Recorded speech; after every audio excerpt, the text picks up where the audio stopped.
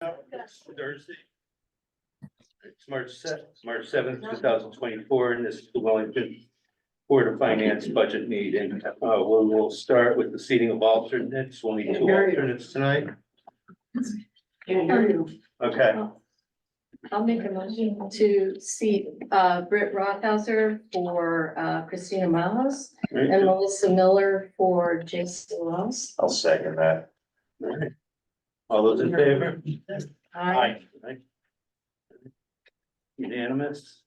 Next, we will do the approval of the minutes from February 22nd, February 29th, and first we'll do the 22nd.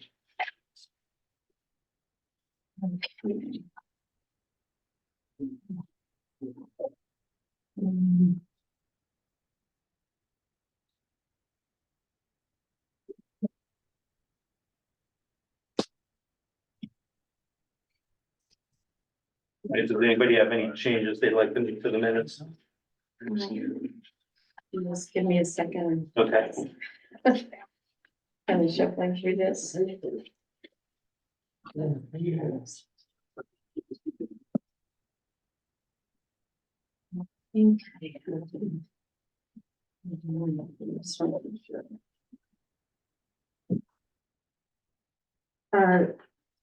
The 22nd. Yeah, just a correction to the correction. So page 2. Is that the one?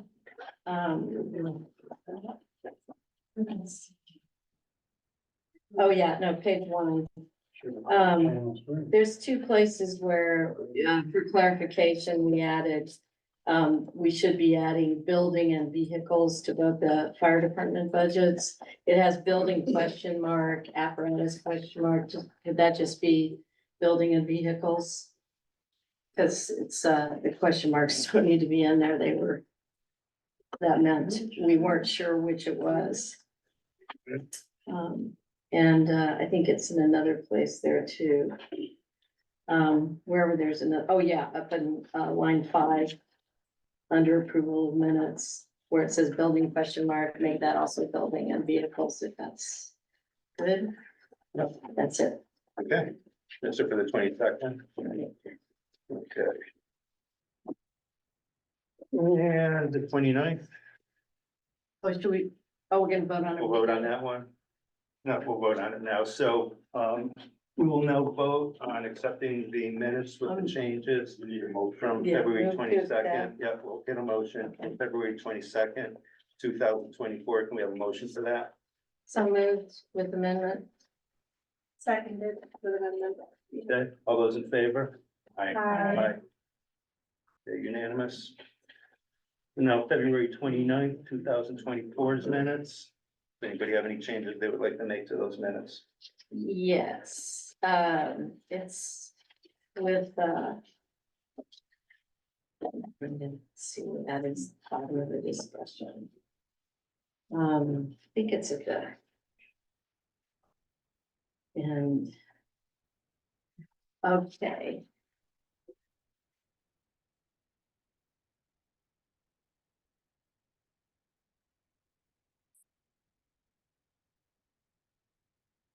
Oh, no, I think it's been corrected. Thanks. Okay. Anybody else? All right, so that's February 29th, 2024's meeting minutes. Do we have any motions to vote for passing it? I'll make a motion. Do we have a second? A second. All right, all those in favor? Aye. Jeff? Aye. Unanimous. All right, next we have present to speak. Public participation is desired and encouraged. Speakers will be limited to time and appropriateness of comments to maintain progress, stay on topic, and maintain the forum. Right, see a lot of hands. We'll start over here. Leslie Hendry, 20 Pinecrest Road. Well, let's get up now. Oh, if you'd like to. Okay, I'm here representing someone else, who couldn't be here tonight, so I'll read hers first, place one. Okay, yeah, if you'd like to. It's up to you. I'm representing Shirley Bior, who is the membership coordinator of the Willington Senior Center. I am the membership coordinator of the Willington Senior Center and am not able to attend the March 7th meeting of the Board of Finance. However, I would like the board to know I feel very strongly that the position of Senior Center Coordinator should not be eliminated for all the reasons I have stated below. Nan King has been in the position of Senior Center Coordinator since December of 2022. She has been a key contact person for members of the community since she is available every day from 9 a.m. to 2 p.m., Monday through Friday. She always goes above and beyond and greets people with a smile, excuse my voice, responds to numerous phone calls each day, and frequently meets with people individually to discuss questions they may have about health, food supplies, shelter, and Medicare, among others. She has also introduced numerous fun activities and scheduled many trips, including to Walmart, local restaurants, and Mohegan Sun. It is refreshing to come to the center and see so many people laughing and engaging in activities from arts and crafts to Tai Chi, to chair volleyball, to line dancing, and so much more. This is something our members have not seen at the center in a very long time. Others come simply to relax and enjoy the camaraderie because the center is open every day. Nan also coordinates the publication of our monthly newsletter, Button Shop Bugle. A copy of the newsletter is attached. I'll give this to you. A core group of our members volunteer not only on specific board or committee member positions at the center, but also help out in many other ways, including, but certainly not limited to, assisting with breakfasts and banquets, ensuring that supplies are monitored and ordered in a timely manner, and that everything in the center is kept organized. This group of volunteer members is stretched to the max and simply cannot take on any more responsibilities, and in particular, those of the Senior Center Coordinator's position. None of us has the time or the expertise in so many areas that Nan has to be able to assist the community.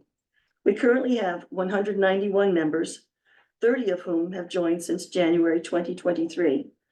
I believe that this increase is directly related to Nan's presence, personality, and activities that she has created and monitored. I hope the board votes to continue the position of Senior Center Coordinator, because I fear that if this position is eliminated, a member of programs will be eliminated and our membership will also feel the negative effect. Thank you for your consideration. Do I give this to somebody? This is. Yeah, you can leave it right on the corner of the table there. Thank you. Thank you. And then I step one page from my. Okay. My name is Leslie Latendry. I live at 20 Pinecrest Road with my husband, Bob. We are voters, we are taxpayers, and we are members of the wonderful senior center. A good senior center is much more than a place where retired people go to have fun. To serve the senior citizens, a center needs more than someone to unlock and lock the door. My husband and I volunteer 2 mornings each week to lead the Tai Chi practice. We see firsthand the steady stream of people who come to the senior center with questions or problems seeking answers. We hear the phone ringing with someone seeking help of some kind. Nan King is the Wizard of Oz of the senior center. There's a big difference between her and the Wizard of Oz. She has the answers. No matter what your question is, she will cheerfully help you. Either she knows the answer, she knows the phone number of someone who knows the answer, or she knows a website you can go to where you can seek the answer. A senior center coordinator wears many hats. Nan King wears them all exceptionally well. She's a friend, a counselor, a teacher, a planner, a technology guru, and as a bonus, she provides wonderful tea parties. That would put most tea rooms to shame. Nan has a wonderful can-do attitude. You never hear her say, oh, we can't do that. It's always, somebody comes to her and she says cheerfully, hello, what can I do for you? And then she does it. I know the suggestion was made to have a senior citizen, one of the members, take over her duties and save the salary she's paid. No one could fill Nan's shoes. She's everyone's go-to person when there's a question about anything in the senior center. There are lots of volunteers, we go to Nan for answers to our questions. But the members of the town in general, the seniors come to her, and the people who live in Button Hill come to her. And she always helps them out. We need a senior center coordinator, and the best person for the job is Nan King. Thank you. Thank you. Next. Karen Cote, Human Services Director. I'm kind of shocked about some of the discussion and comments that I heard last week at your meeting. There was a need for the senior center coordinator. That's why the position was created. And the position is responsible for managing the day-to-day functions of the center, such as planning, implementing programs, and coordinating with the volunteers. When the town puts the call out for volunteers, it's the seniors that are the first to say, what can I do? What do you need help with? They run so many volunteer programs that no one else wants to step up and do. We need to take care of them. One day, we're all gonna be them, and it's nice to know that there's someone there that can help us with whatever we need. So they need to speak so that you can hear their voice, because it's more than a number. The senior centers coordinator position is extremely important to the seniors. And we need to do, as a town, the best we can for them, because we will be them one day. And I looked around at the other senior centers that was around our town, and they are all staffed. And there is either one full-time person up to 7 full-time people. So I've left some information for all of you. I've also gone back into the ARPA when all the conversations started, so that you have all that information and you know how we got here. So I would appreciate it if you would really think about this position, because it is very important to this town of Wellington. Thank you. Thank you, Karen. Okay. I'm Bert H. Zanowitz, the president of Wellington Seniors Inc. When this position was created, I was from the previous administration. We were overwhelmed.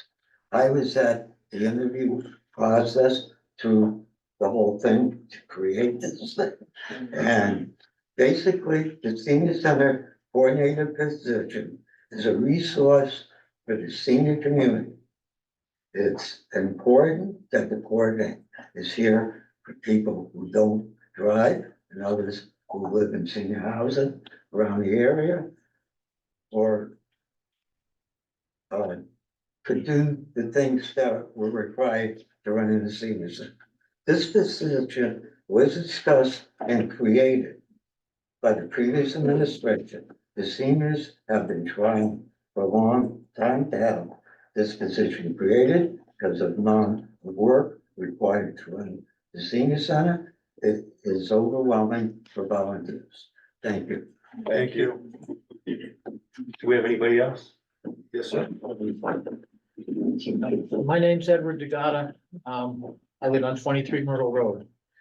Just so you know, the information that I'm gonna quote came out of the national census. The December 28th, 2023 audit that was done in the town and the town budget. I'm here to speak in support of the senior center coordinator position at the senior center that is in question. According to the 2023 national census, there are approximately 5,544 citizens living in our town. 21.2% of them are over the age of 65.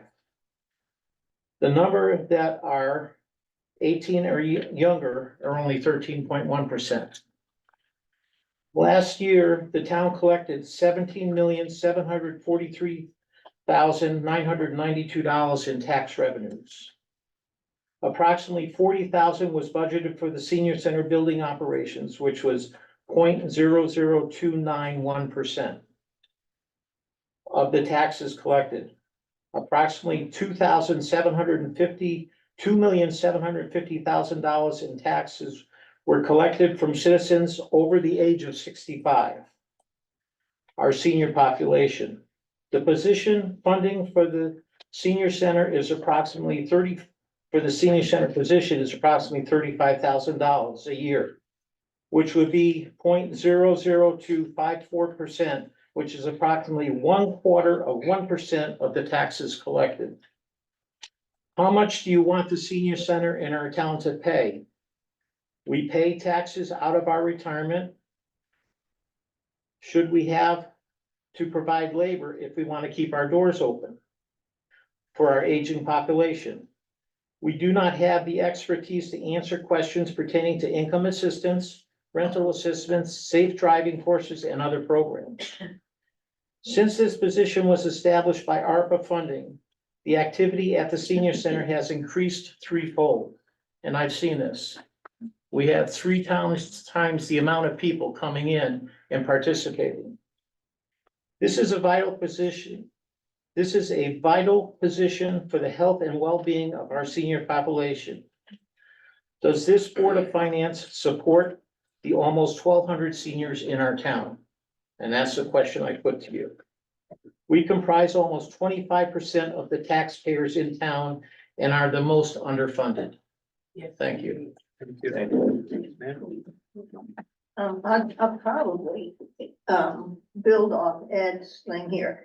The mark of a strong society, whether it's local or national, is when you take care of all your people from the cradle to the grave.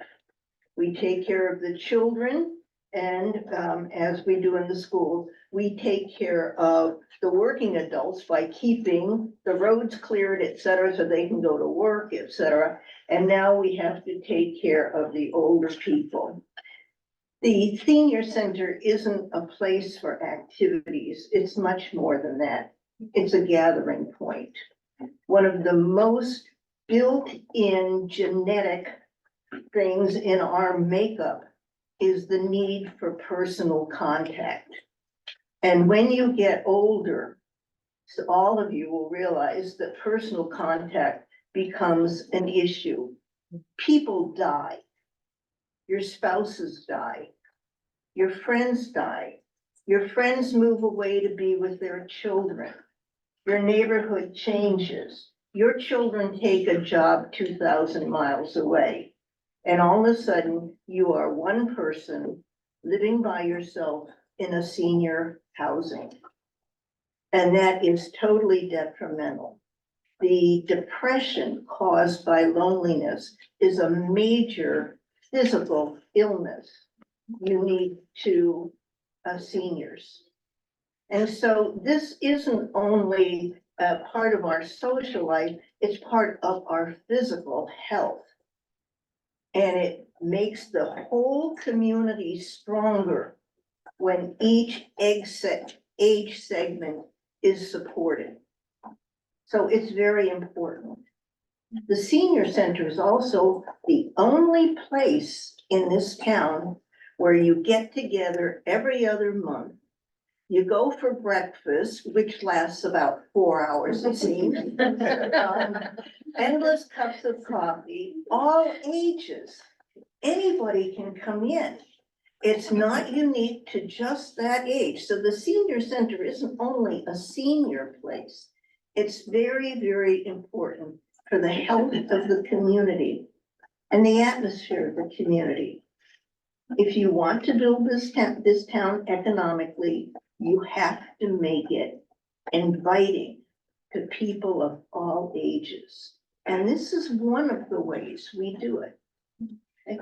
On a side note, in reading some of the minutes, I want to dispel the fact that Connecticut is in economic trouble. Connecticut has regained 98% of its jobs that it lost during COVID. Its economic progress, growth has not changed since before COVID. We're doing quite well in this state for this size state, this size population. Okay, so I want to dispel the notion that everything's going downhill and that we have to be really tight with every penny because we don't know what's going to happen on the state level. It's not as bad as people think it is. Okay, so thank you for your time. Joan, Thank could you identify yourself for the, Oh, okay, Joan Taraskowitz, 15 Liska Road. Thank you. Thank you. Yes, ma'am. My name is Claudia DeGotter, 23 Myrtle Road, and I am the Senior Center's Kitchen Committee Chair as well as Assistant Treasurer, and I know a lot about that breakfast. The last breakfast, I wasn't in here, but the last breakfast we had 17 volunteers help set up all seniors, just so you know. Nan King, the senior coordinator, serves all of Wellington's senior population, and she is centrally located at the Wellington Senior Center. She is the only contact person at the center who can effectively respond to questions from the senior population, since she has training and expertise in a number of areas that affect seniors.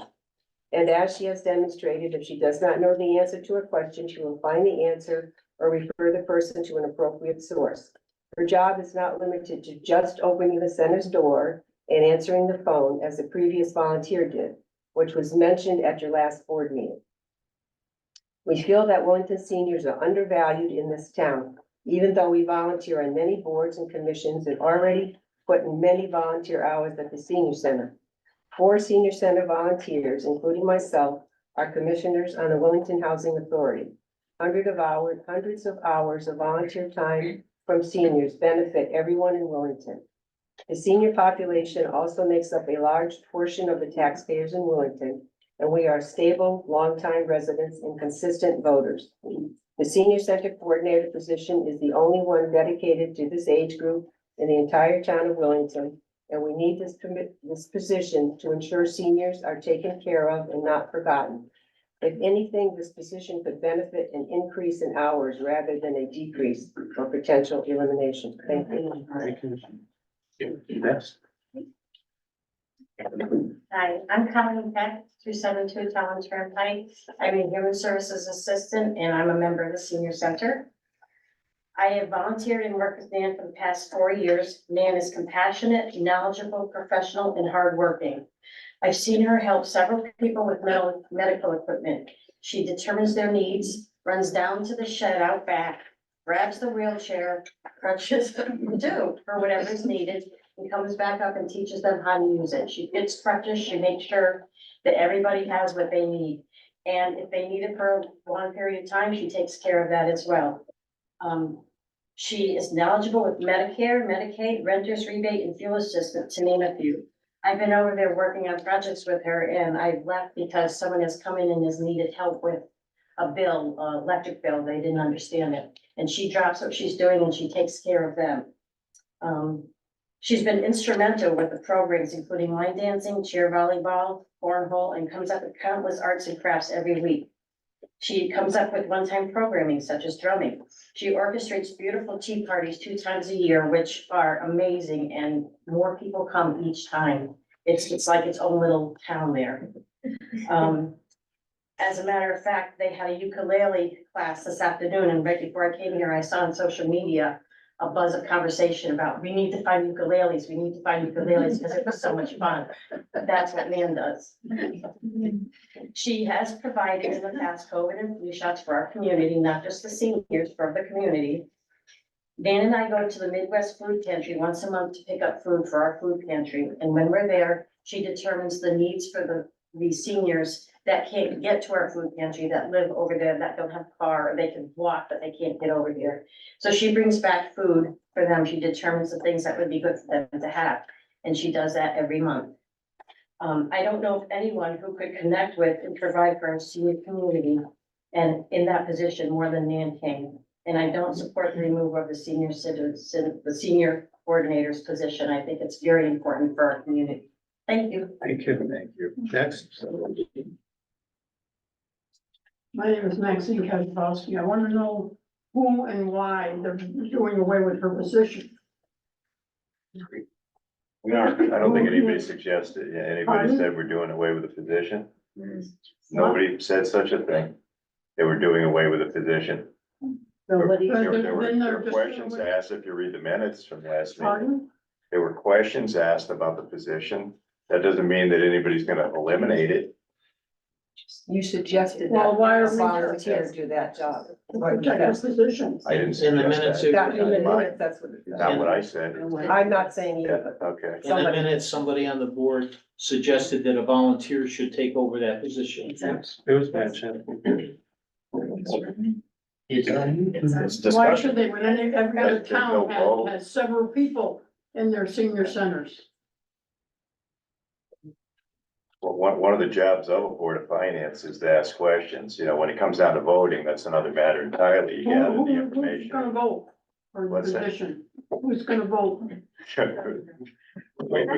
can't talk about that right now, you know, obviously. Well, I'd like to know, and I'm voting out the next time. Thank you. I vote against it. Yes, Just my question, Joan Terrace, it's 15 was the question, only, actually, do you vote positions? Or do you? No, we vote for budgets. You vote a final Yeah. line, this is senior center money, do with it, okay, that's what I thought, okay. There's questions that come up about what feeds it, but that doesn't mean like that you're gonna, any question asked doesn't mean necessarily that's what's gonna happen, what the question was, that's reaching deep if you think that's how it goes.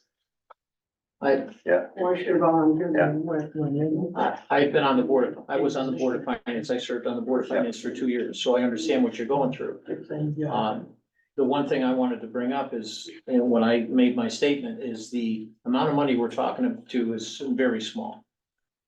And there are other areas that the Board of Finance can look at if they had to come up and balance this budget, other than cutting out something that's of 1/4 of 1% of the taxes collected. To save a position that's this important to this many people in the town. And I guess that's the point we're trying to get across. For the amount of money that's being spent, the payback is great. We're getting, what Nan does is worth far more than what we're spending at this point. And what we're spending is minuscule compared to the rest of the budget in the town. I think the problem was the way we understood the minutes, was that why can't someone volunteer and take that job? I mean, we all read the minutes, so if the minutes are wrong, but that's what it said. It was on the last And the page. person that did the job, that was her life. She had nothing. I shouldn't go into minutes, but she had nothing else to do. The rest of us do. Last page of the minutes, last paragraph. Peter? I think we ought to ask the people online that they hand. yeah, I think go through the whole room first. Yeah, I was noticing repeats here, so give me first shots. Ma'am, I'm Louise Deagle, and I live here on 12 Senior Way in Button Hill. I haven't been here that long, but I will say that maybe financially, the job isn't important, but I think for the mental health and well-being of the seniors, the position is really necessary. She's helped me so much, and I've only tried to help me get into the senior housing. And once I got here, she's the one that I said that I signed up for a ukulele class, and she said there wasn't any. And it was at the town senior center. So she's the one that set it up and said, we can have one, and we had a really good turnout. It was a good thing for people to come together, even if you didn't learn anything. It was fun, you know? And the same thing with the cards, I asked them to play cards. The setback, we play setback every Thursday now. And we have a good turnout of people that wanna play. And if only 2 of us show up, plays, and sometimes maybe we just talk, but we have that socialization that's very important, because I, for one, live alone.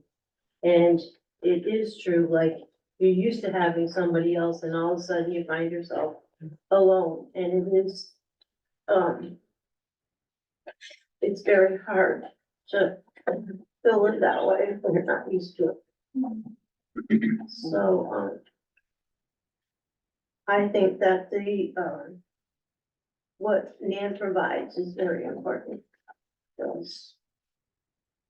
Thank you. Just want to say that. Thank you. Yes, ma'am. Hi, I'm Kathy Flores, 48 Mason Road. Depending on how you define it, I'm either a senior or near to be senior. I just started to attend some of the programs at the senior center. Yeah, could you speak up a little bit? I'm very impressed with what goes on there. My background, I worked as a geriatric nurse practitioner doing outpatient wellness program for seniors for 30 years. And I can tell you, and just like many of the seniors here are saying, I mean, there's joys about getting older, you know, retiring, having grandchildren, having more time perhaps to travel, to volunteer and so on. But there are a lot of losses that occur as we get older, and having a senior center where you can have socialization, exercise, mental activities, creativity, and just have that connection with people is so key to healthy aging. And it's something all of us have to think about. And we want a community that supports that for the people that are now seniors, as well as all of us as we all age in place here in Wilmington. So I really want to say I'm so impressed that all of you came out tonight. You are the wisdom of this town. You know, you have a lot of experience, and this is a great interaction because we're learning from you. We're learning from each other tonight. So I think it's great. I'm The other certainly thing- impressed to see this.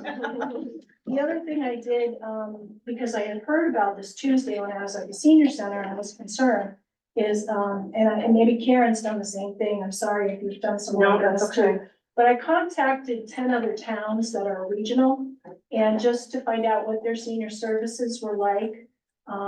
Wellington's about, you know, in terms of populations of the one I contacted, Chaplin, Ashford, Bolton, Columbia, Willington, Hebron, Stafford, Coventry, Tolland, and Mansfield. Wellington population is about in the middle. We have about, and again, depending on what census data you use, I used the 2020 census and the 21 American Community Survey data. Wellington's current population is 5,566 total, and at the time that we're looking at for this census data, it was 19.3% of the population were 65 and older. But all of the other towns, whether they have higher population or lower populations, and I'll give you a copy of this. As Karen mentioned, all of them have more senior staffing and services than the town of Wilmington right now. So I hope, you know, we can bump things up and we can continue to, you know, provide that level of service and honor to our seniors. You're talking about 65 and older. We're open to people 55 and older, so that's a bigger percentage than what you're saying. Bob? Oh, Bob Shabbat, 17 Jared Sparks Road. Peter Tanaka's always telling me that I'm the history guy and I've got the facts. So at one point in Willington, 30-some% of our budget was for social services in this town. They spent more money on social services than they did on education. I know everything costs a lot more now, but that's the history of Wilmington, willing to take care of its citizens, both the poor and the elderly. And that's a fact. Thank you, Bob. All right, going on to Zoom now, Erica. Thank you. Can you hear me? Yeah. Thank you. Erica Washinsky. I want to speak tonight regarding the funding for the senior center coordinator position. Over 20 years ago, the town invested in the building of a new senior center, recognizing the need to better serve this portion of residents. We were fortunate to have a volunteer that spent her days in the center, filling a variety of tasks. At nearly age 96, she was ready to step back, and this was the catalyst to begin having discussions about the greater needs of our seniors and the town's role in supporting them. After discussions of the Board of Selectmen, members of the Seniors Inc. organization, and the ARPA Commission, it was determined there was a need to staff the senior center, and the role was added to the Human Services Department. This discussion did not happen at one meeting and was not taken lightly. While the funding was with ARPA dollars, it was discussed over many months, including the Board of Finance, the Board of Selectmen budget meetings in 2 separate fiscal years, that we would be seeing an increase in this department once the ARPA funds were used. This did not happen in a vacuum, and many stakeholders were aware. I hope this board has a serious conversation about the needs of our senior population and how we should be supporting them. To cut this position and to tell these residents to find a volunteer, as the chair suggested last week, is irresponsible and speaks more to how you value them within our community. Thank you. Thank you. Okay, we have 2 people on iPhone. First one. Hi, this is Nick Tello, 49 Myrtle. Not sure if you guys can hear me. We can Yes. hear you. Awesome. So as a person that hates government spending, it's very clear that the role of this coordinated position is critical to those at the senior center there. And there's not much else I need to say. I mean, everybody said everything very well. And I hope the Board of Finance, I know you don't make the decision as far as hiring staff and this and that, but I hope you give the funding to them for them to continue with the coordinator position. Thank you. Thank you. We have one more on the phone. No, I think I did No, iPhone 2, yeah, post iPhone 1. Well, we appreciate all that you've said. Oh, Peter? Yeah, just, I did include it in my budget. I also received a email from ARPA, from Ask Me today, saying that we can't go backwards without being sued. We can't eliminate this position and put in because now it is union work. If we eliminate the union work and go outside, then they will be bringing legal action. The other thing I want to say is I waited to the end because I gotta ask some of you to leave after present to speak. I know you're dying to hear the income stuff, but the fire marshal has texted me and announced that we are well over our capacity. Thank you very much for coming out, but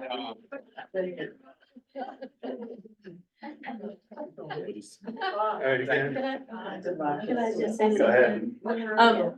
I also appreciate everyone who came out because it is such an outpouring and everyone is so articulate, and I'm feverishly writing notes and good quotes about the Wizard of Oz.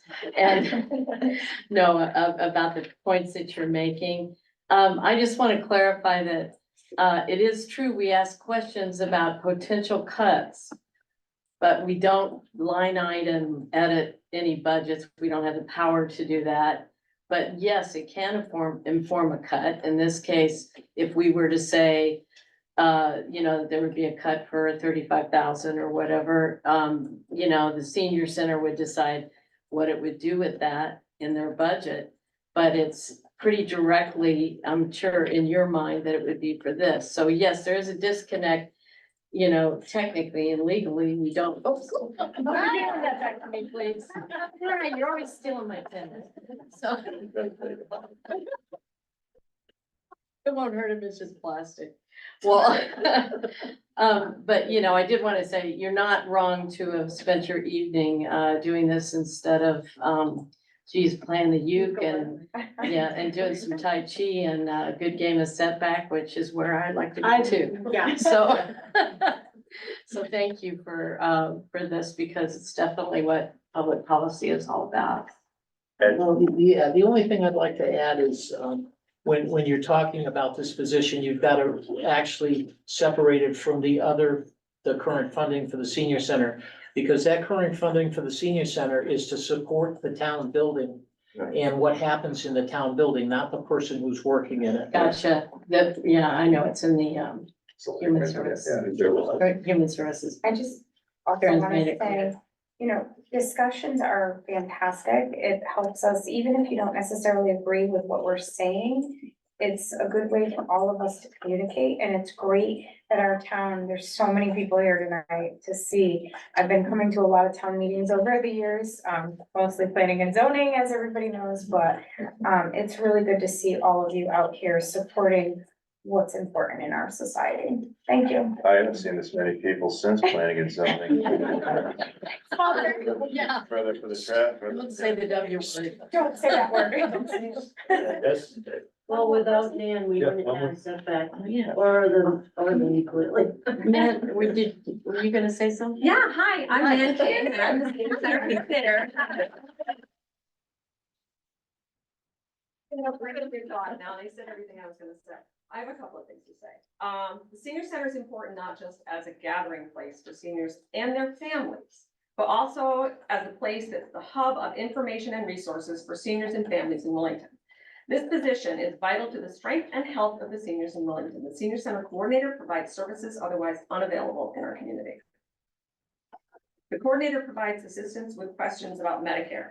I, for example, am a certified choices counselor, which is Connecticut's program for health insurance assistance, outreach, information, and referral counseling eligibility screening. And it's affiliated with SHIP, which is the State Health Insurance Assistance Program, and the Connecticut Agency on Aging. This means I can assist residents with information about the various Medicare insurance programs available in Connecticut. The Medicare and Medicaid system can be difficult to navigate, especially when a client is not internet savvy.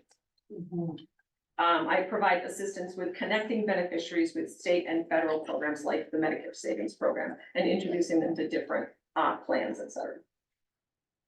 The coordinator is able to give information specific to the Wellington community. For example, today I fielded phone calls about the Veterans Memorial Foundation, the upcoming AARP Safe Driving course, membership in the Wellington Seniors Inc., and durable medical equipment. Bunch of different topics. The coordinator provides programming for seniors that might otherwise be unavailable. For today, for example, we had a program called Learn to Play the Ukulele. It was great. Seriously, we're gonna do it again.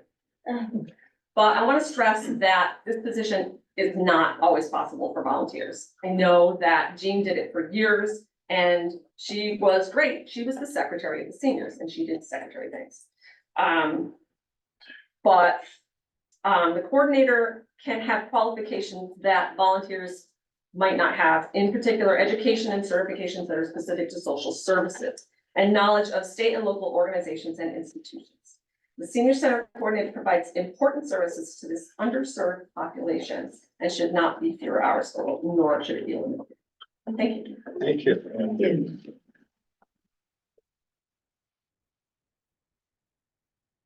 Are you a union member? I sure am. Good. Well, fight for it. All right, thanks again for everybody coming out tonight and sharing your feelings with us about that No, I position. didn't do. And continue to stay engaged in what's going on, and as we go through the budget process, you know, pay attention to what's going on and continue to stay in touch with us. Thank you. Thank you. Thank you for what you do today. Have a great night. Thank you for your time now.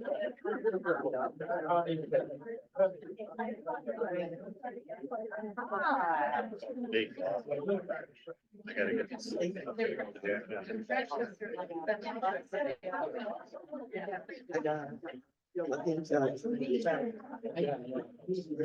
Yeah, so. It was big.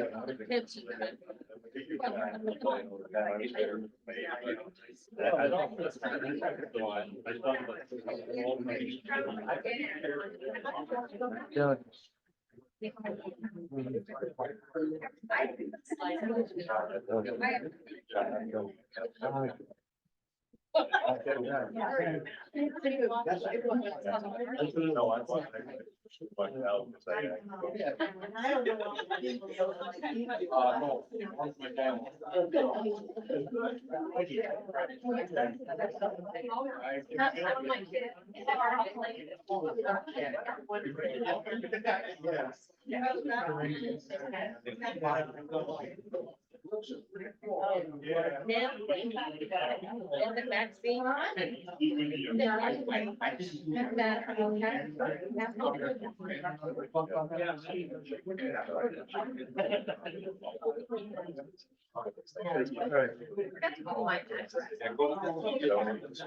address is. Yeah. I will write it down. I haven't gotten together. It's 100 Common Road in Little. Thank you. You're free to fly.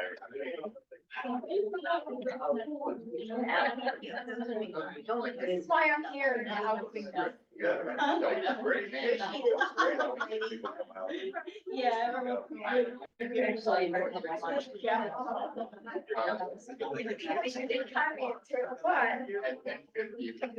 We probably. You know, I was on the other and I was. This one was tall.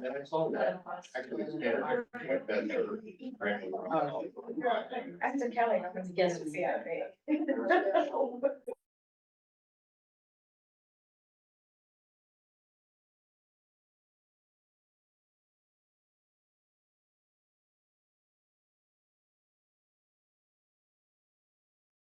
Okay, we'll continue. Hi, Donna. Look at that, Donna's here. Donna's here. We did ask when you get your bond, one time, no see. All right, so we'll call the meeting back to order. Moving on to our old business, there is no old business, new business is next. First on the agenda, we have revenue presentation by Donald Tingsik, business manager. I don't know if I'll ever get your name right, but. So good. Okay, we should have a one-page memo on the revenue projection for next year. What's the date on this? The date is February 29th. Yeah, we got the school budget again. So we kill a lot of trees.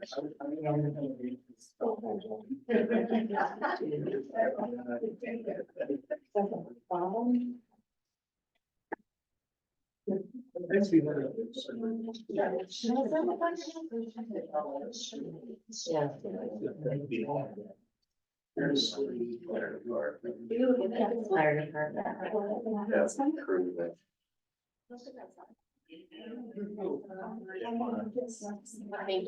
Thank you. I think that's that. You want me to do it? I don't think we. You don't think we got it? It's Budget history.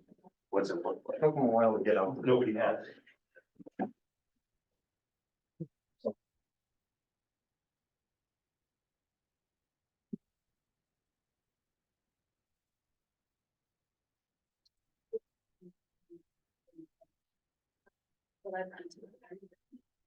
Yeah. I think so.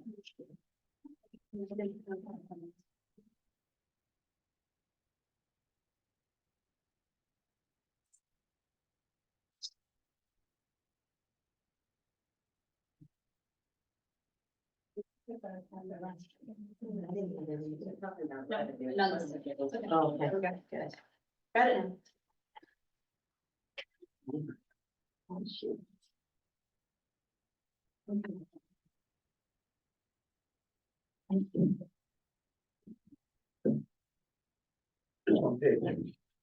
Yeah, just one page. So you'll notice that the revenue is in the 5 usual categories in which we receive revenue. First category, taxes. Second category, money from the state, grants from the state, that's called intergovernmental. Third category, license fees and permits. Those are things such as building permits or recording fees that come into the town clerk's office. Fourth category is interest on the invested money. And the fifth category is other, which is mostly made up of a telecommunications grant So we get money from Verizon, for personal property. Instead of Verizon paying the taxpayer for the personal property, it comes through a telecommunications grant right to the finance office, and that's in the other category. So the first column is this year approved revenue. Second column is what we think we're gonna get next year. So we're gonna start with property taxes, and we know from the assessor, there was growth in the grand list of 1.2%. So the question is, how much tax revenue is that growth gonna create for us? And the way to figure that out is the increase in the grand list was $5,675,000. So multiply that times the current mill rate, which is 32.16 mils, times 99%, because 99% of the people pay their taxes. And you get $180,000 more revenue next year than this year.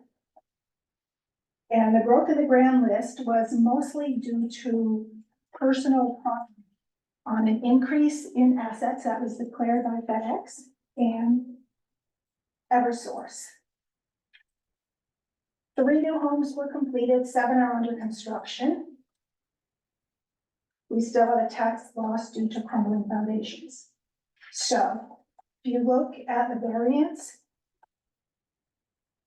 third column over, so far so good, $180,000 more in tax revenue due to the growth in the grand list.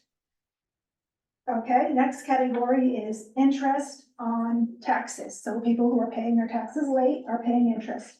And we've had that budgeted at $30,000 for several years in a row. It's always tracked to $35,000. So we're truing that up, and we're gonna put $5,000 more.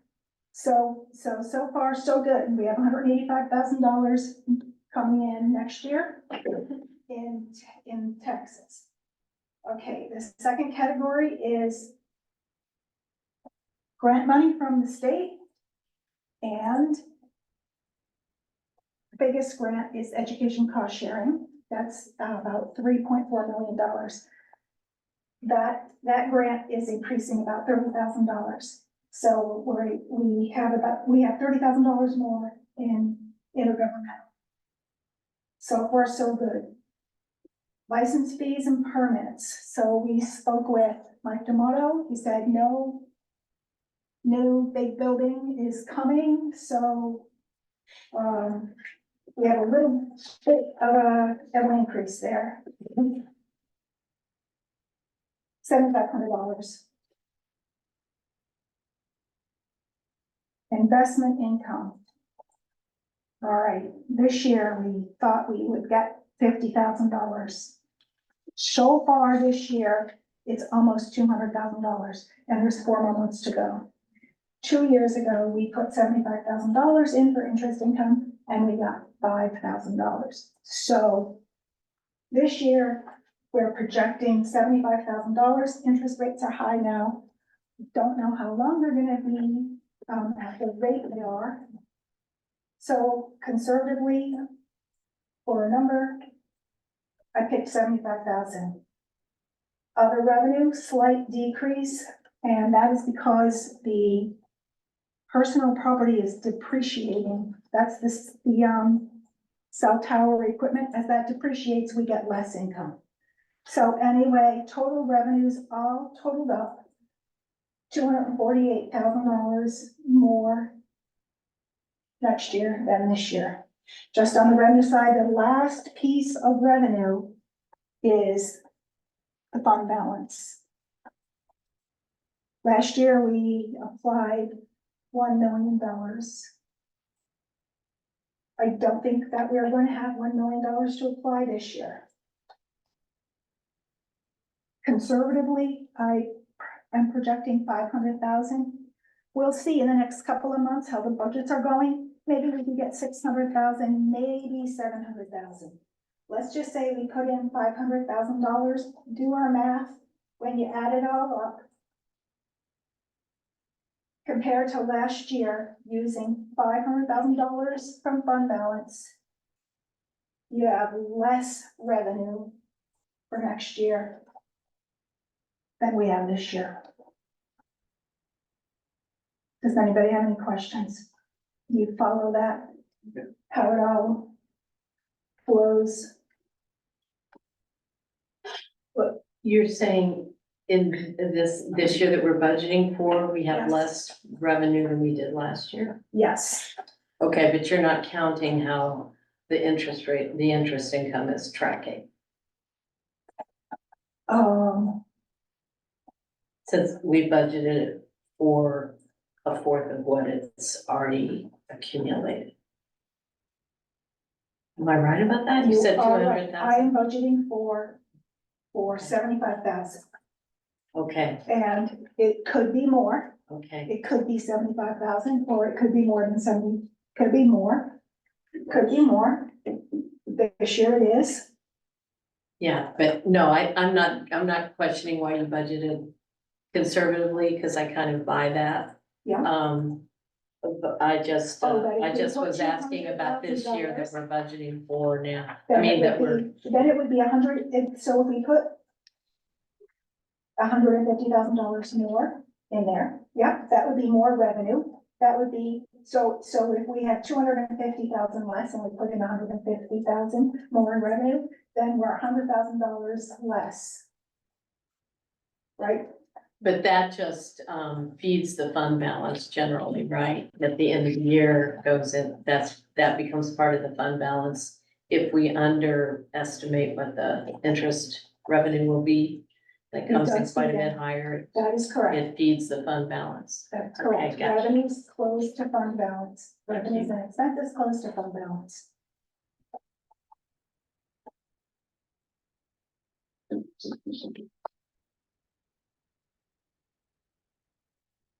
Okay, is everybody good? I understand it. Yeah, I knew you would. That's all very smart people. Okay, Thank you. yeah, you're welcome. All right, so now we're moving on to the discussions. Sent everybody the other day the order we were going to follow. And you have a copy of that in front of you too. We will be starting with the probate court. Can I just ask a question, of Donna, just to clarify, you know, when you said it's the worksheet, are all those figures, because it feels like there's been a few things in flux, There are a few. like the CIP Yeah. and all that stuff. Yeah. Do we have updated numbers in the worksheet? This worksheet? No, this was as of last week. Okay, There's so no it's not numbers. updated yet. It's Okay. not updated. Okay, so because that makes a big difference in what our calculation is for, how much we may need to cut to do what we want to do. You know what I mean? Yes, I do know what you mean. Yes, I know what you mean. Like the first year of CIP is less, right? Than it was originally. Am I wrong? It is more. It is more. Okay. Because when Peter presented his budget, it was 7%, then CIP increased it to 9%. So Okay. it's more. Okay. So there's more local spending in the CIP budget. Okay, so that for instance, the salt shed, that didn't have a positive impact on that number. Because that was reduced, okay, It was a grant, so it has no impact gotcha. on any of the Gotcha. numbers in the general fund.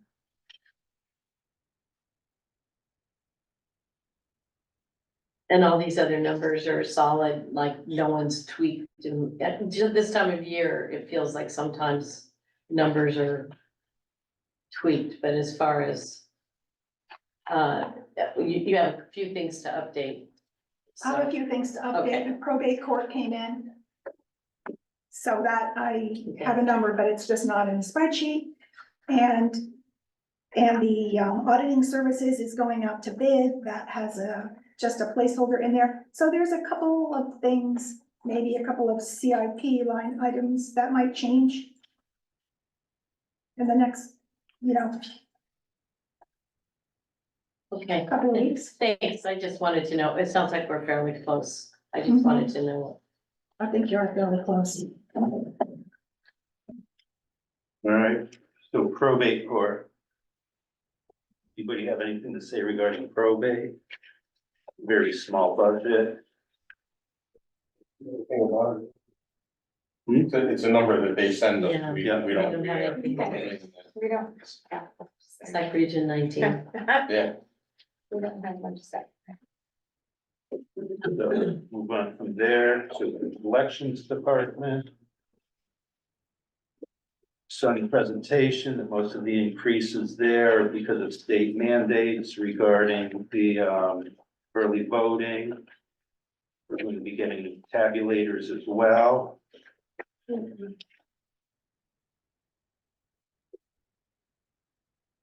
The tabulators aren't a part of that budget. They're not? No, but I think we're getting those provided by the state when that happens. Hopefully, yeah, I don't think you want that there. Those should be coming from the state. Don't really have a timeline. Earliest is probably 2025 that the tabulators will be coming. I know there was some discussion when this came about, that there was something about needing space to store all these. yeah, yes, there's discussion. Yeah. So we need to build out some space. It's a multi-step process Yeah. and I am on step one currently. Okay. I don't think it'll be a huge financial outlay. I just think it's a planning and construction problem and we started. We're hoping to get there. I'm still in discussions with Public Works and the registrars on how to design it. Anything else on the elections department? So we have Board of Finance.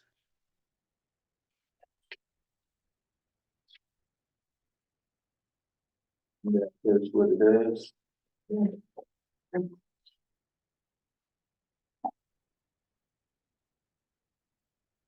There's the treasurer.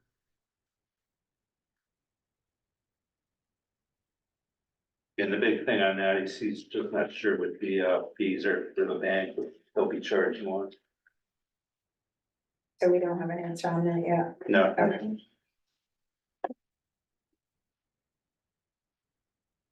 Board of Assessment Appeals.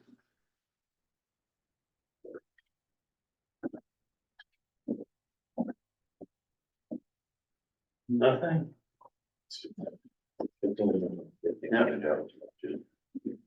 I saw that. Conservation. You're skipping treasurer and auditor and stuff. No, we already brought that up. Oh, okay. For treasurer. have to be- Treasurer we brought up, the auditor we did not.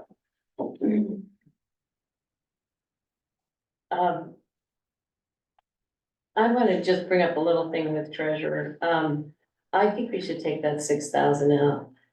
Because it's not a communicated fee, it's a sort of what if, and I don't think it's a year for budgeting for something that we may get notice about, later. I understand his thinking on it. I just don't think it's necessary to address it to cement it into a budget in a year like this. We haven't been officially notified of any increase in fees. I'm hoping maybe the treasurer can make a difference with, keeping our status what it is now and what it's been in the past, which is 12,000 a year in fees. So.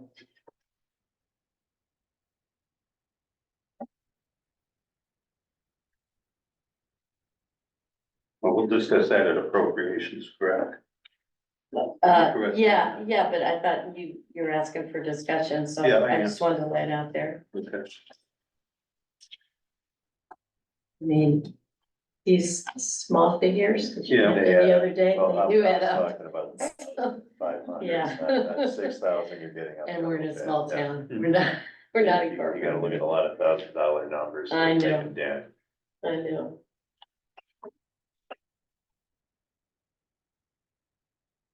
Yeah, anything else on Six, that we're one? talking. I'll contact him too to see when he's supposed to get an answer regarding that. And I'm sorry, on the auditor one, is that the one, Pete, that you're in conversation That's with it, with Bolton? Bolton, yes. And your concern was about double budgeting for Right. training? Training Why does it make sense to lump it all into one figure for training? because when that's the way Bolton asked for it in the contract. Yeah, but it's weird. Before, we used to pay her hours in one budget and her training in a separate budget. Uh-huh, But because she's not our employee, we're And just dealing with the what bottom line. well, we're just dealing with the bottom line. So what I have to do is I just reread the contract, proposal today.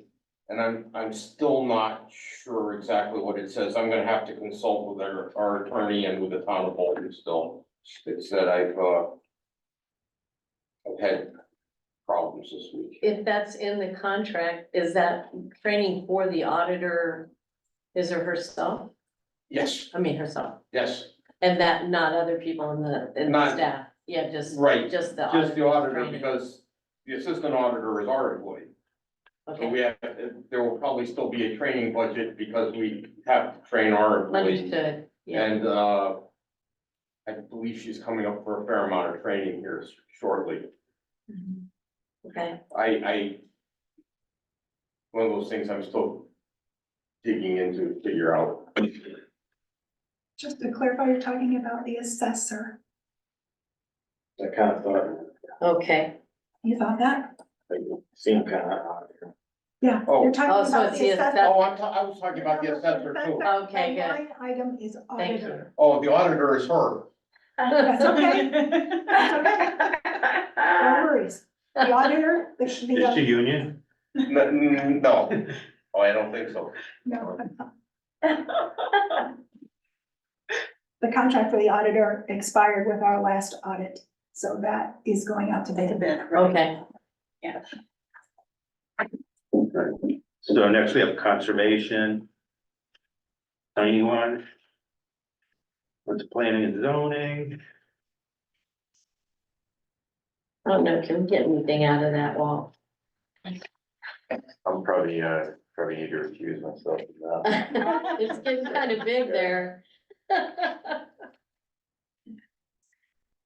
was just wondering how we compare for a town our size. I mean, I understand it when we're sort of getting a lot of permits in You gotta and look at who's maybe that under the would- bucket, though, when you compare to another town, you gotta go line by line and see some of our stuff is different than like if you're comparing. yeah, I say, know, Ashford you or can't really somewhere. talk about it on this scale without digging down deeper. So I don't have an issue to raise now, but, I would be interested to see. If there are savings, whether some kind of savings. All set on that one? Yeah.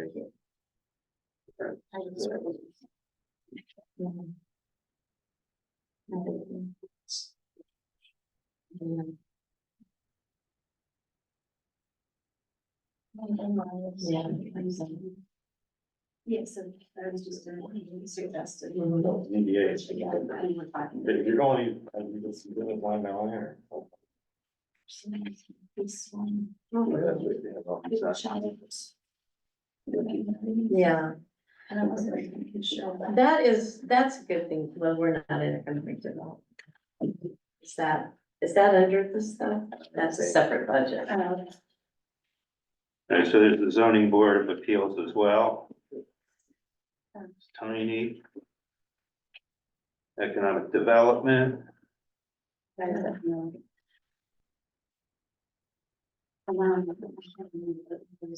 Well, economic development, I get, the question I would raise about it, it's in for 23,000. It's no question that we should be focusing money on economic development. But right now, I'm wondering, I don't know what they're tracking. Yeah, they're tracking at 11,000, about half that in, at the end of January. So I don't know exactly what goes into that. When they came here and presented that budget, I was here. Yeah, What did they say? so he didn't say very much about it because it's kind of a flat budget, but the question is, right now, they don't have a chair and it, Yeah, can I speak to that for just a Yeah. moment? They are currently down enough members that I believe they're having a hard time getting a I do too. quorum, because I think if all their members show up, they do have a quorum, but one of them is very sick, so they are recruiting new members now, and I believe that the number is that high because they wanted to, get a study done on economic stuff. I don't remember. they do have an interest in a strategic. They initiated it. We heard about, discussion. So I know it's a small budget. I'm just looking at things in this particular year. If the spending is not going to meet the amounts that are in there, it's a good year to, I mean, we can always restore it when it's time. But I'm just questioning it because, I think I'd like to hear more from them Yeah, personally on it if we have a question, because, this town needs a little economic development. Oh, absolutely, absolutely. We yeah. want to talk about tax revenue and everything, that's the way we're gonna get there, for some of the things. we No, want I to do. understand that on the top of mind level. Alright, so inland And wetland, if you have no one to spend, Zoning. I can- that's a different. I think we need. alright, inland, Yeah. inland and wetland. Sorry. It's okay. Inland Wetland Commission. And then there's the land use attorney consulting land use. Alright, Parks and Recreation's next.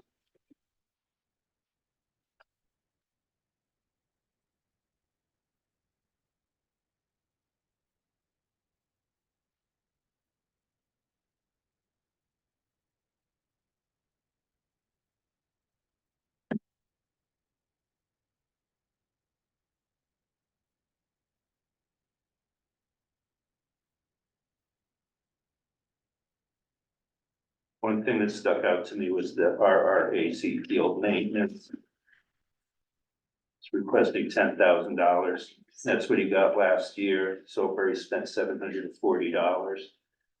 The previous year, he had spent 4,350 out of that.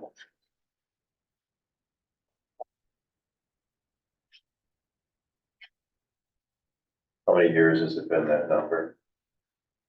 That I don't know. I mean, this just goes back to 2022 and 23. And actually, I remember it going up and that being a big discussion in the previous budget year, that it was a lot of money that was focused on that. And so, and we've had a change in leadership there, so I'm not sure if that's something that was borne out. Which line is it? The one he's talking about.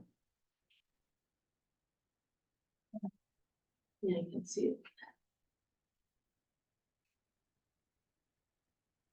Line 2. One section. Maybe that one, right here. Field maintenance. So they track. It's like grounds, yeah, there. When they presented this, was that asked? Are they gonna be different? It's been a while. That I don't remember.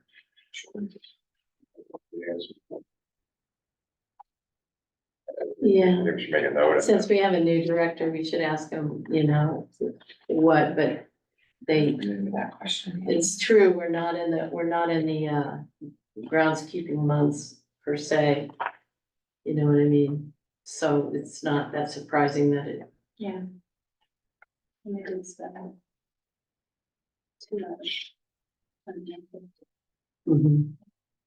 And they were not. Or they spend it. yeah, they already dropped it, so. But you're talking about maybe dropping it more, More. yeah.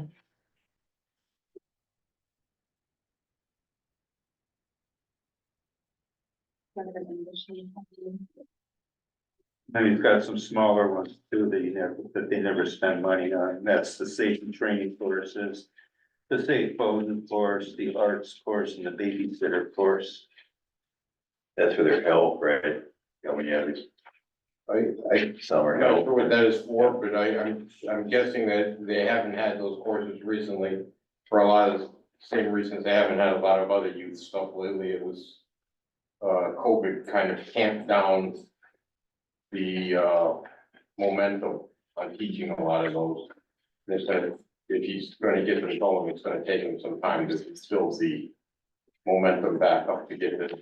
Yeah, you did say that they didn't have the kids coming in, that they had coming in before. Yeah. All right, yeah, I'll talk to them about that too. Plus, the other thing, it was vacant for several months, so there's, you know, that's a Yeah. natural decline in spending that.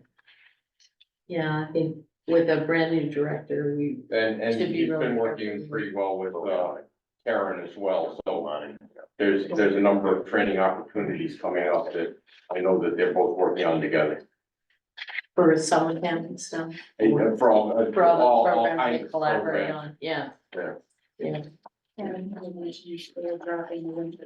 So on the next page, he's got the basketball high school.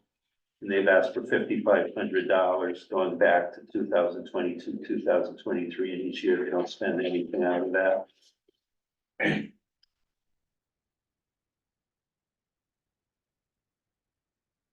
think That's the one that he said that well, I know the year before, 22, 23. I mean, that was still effects of COVID, I think. But he said, when I asked him that question, when he was here, he said something about that the numbers for high school basketball were off, but he was hoping to re-enthuse it. Some of it's just the numbers of kids who are coming in for that. You have to kind of advertise it and put it out there as Coaches and you. yeah, you remember what No, it's it's like when our kids yeah. were playing, which wasn't that long There's ago. quite a bit of effort Yeah. goes into that. You It's a have good to, program when it's actually active, but right.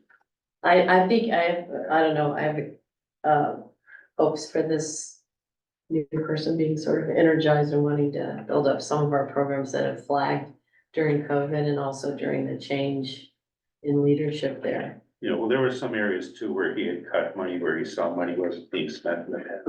Yeah. so what was the bottom line of that budget? Like, Bottom line was down. Yeah, it's down 3.3%. So I kind of feel like that's good faith there. Guess we just get some clarification on what they're looking, how he really feels about it. What's gonna get done this year, brand new, it's gonna be He should be all Yeah. energetic, he's all rested true, up. but not true. The first blush of victory, shall we say. I think that's what UConn does in basketball. Yeah, expressive interest. That's true. And we'll just wait a minute before we go on to the next one. Yeah, no, he's looking over. Yeah. I'm sorry, I'm sorry, yes, it's like, Donna, do you think it's possible to get, you remember when we got to this stage, you did the sort of 5-year look back for all the departments for us? That That was really great. helpful because just so you have a little context of, you know, when, if it's hit a high year recently where we really gave them a bigger award, and so we can do follow-up questions and have the context just really helps. All right, so next we're moving on to the Board of Selectmen.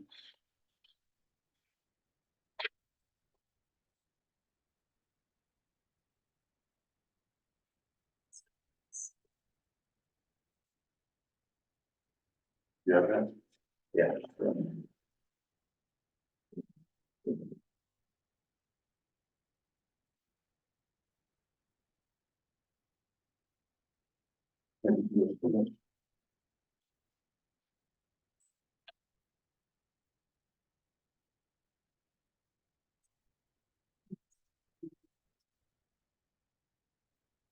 Or the what? 5 year, yeah. I do.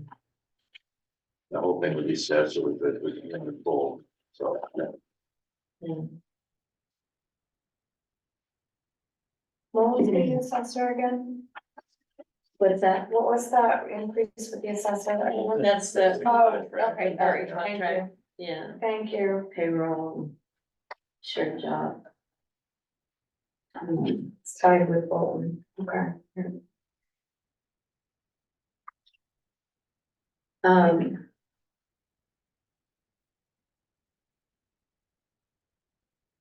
I think we might be able to, Public Well, works actually, was I was gonna substantial say that. increase that we said.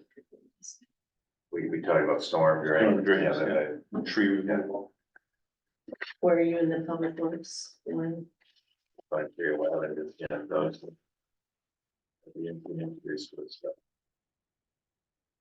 pretty good size there. Yeah, my God.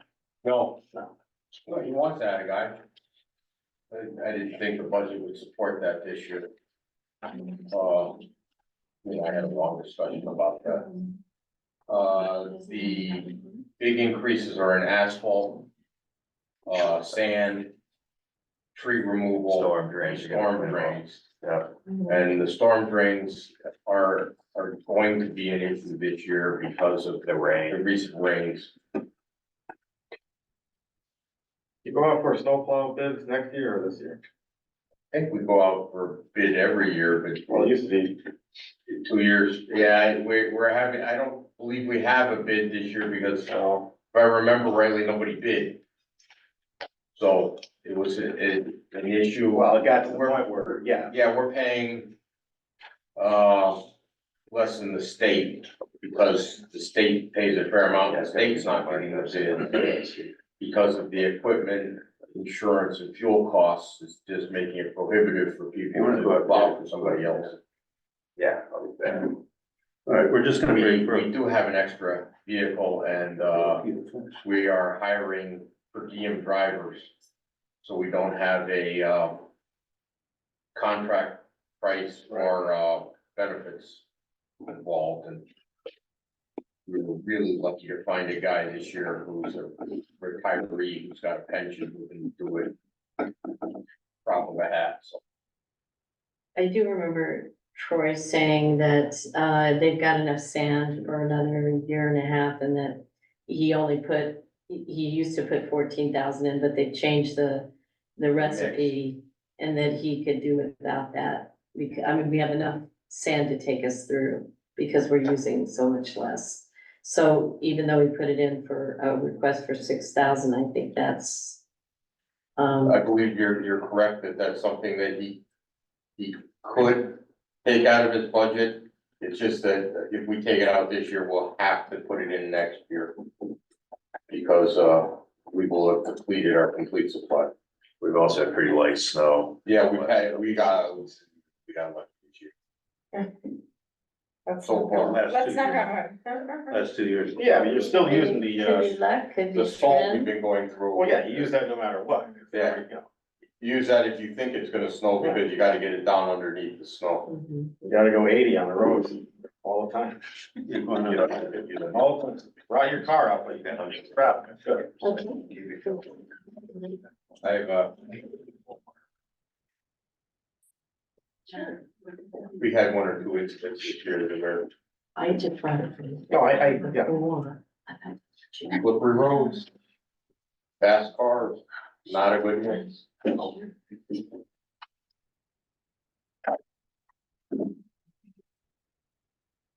Welcome back. Yes, I'm back. He's got his sheet outside.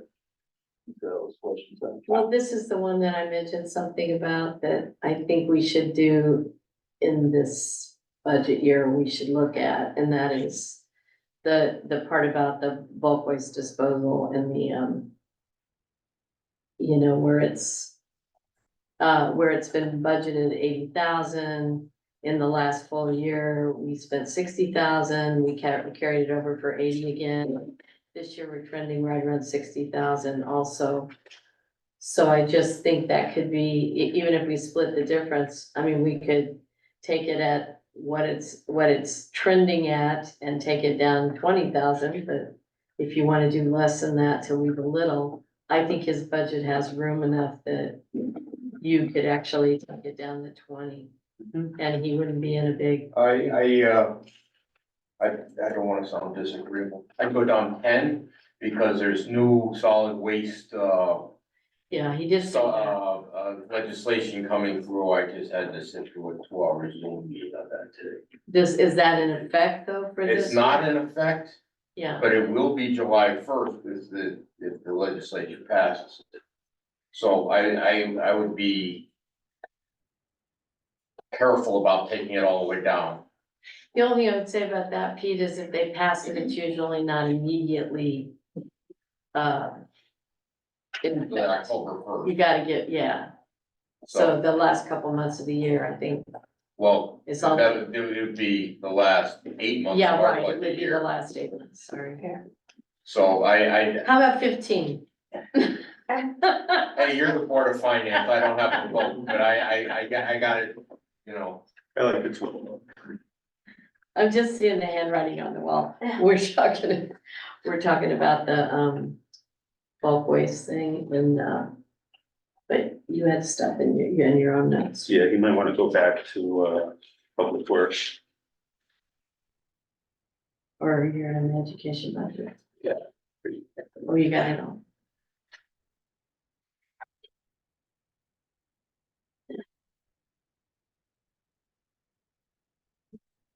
Yeah.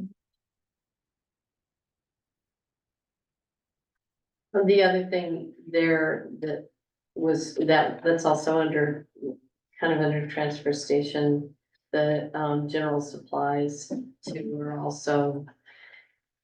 You know, full year in fiscal year 23, they had 3,000 budgeted, they spent a third of that. Under a third of that, and then this year they're not trending, but that can happen where people buy more supplies at the end of the year. But I still think even though they came down some, I think that's one that we could look at for a little bit. That's not a big cut.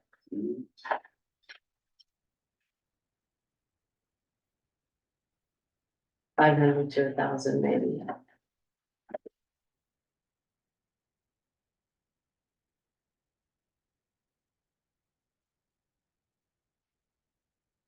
As far as the temporary help goes, Peter, over at the transfer station, is that because they had somebody who was in the military? Yes. Come back? Yes, and he's now done with the military, so he's there full time, and they were paying, another public works employee overtime at time and a half, plus whatever the Right. weekend differential is to work in that position, and now they don't have to.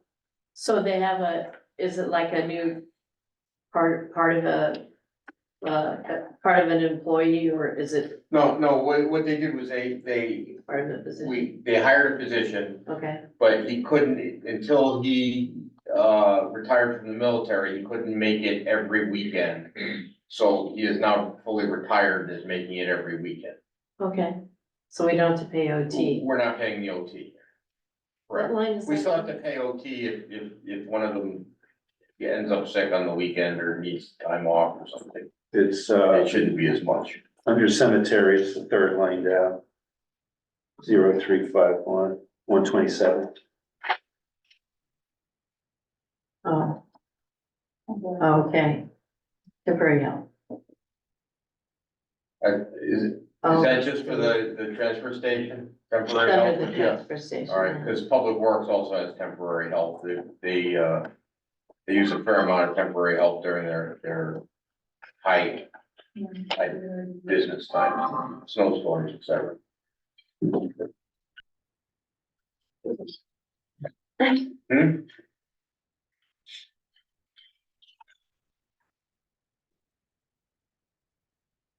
Well, No.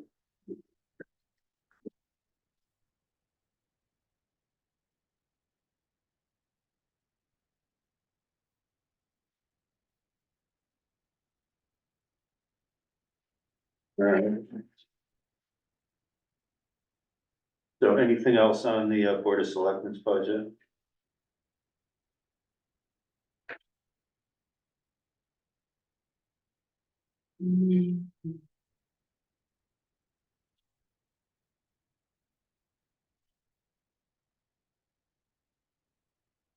Not at this time.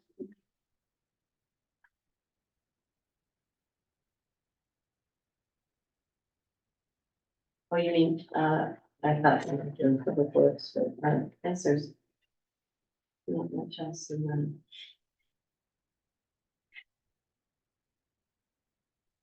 All right, so that's moving on to the library.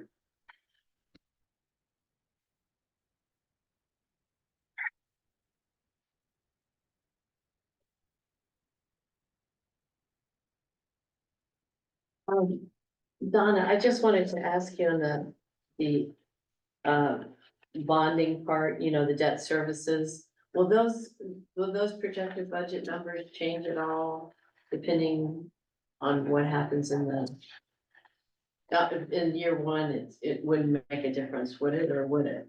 Does it make a difference? Given what the CIP plan holds now?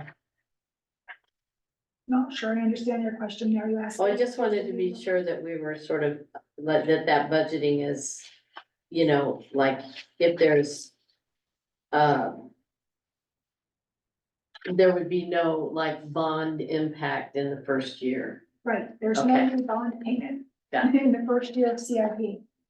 I needed to focus my question better, thank you. Ready for library?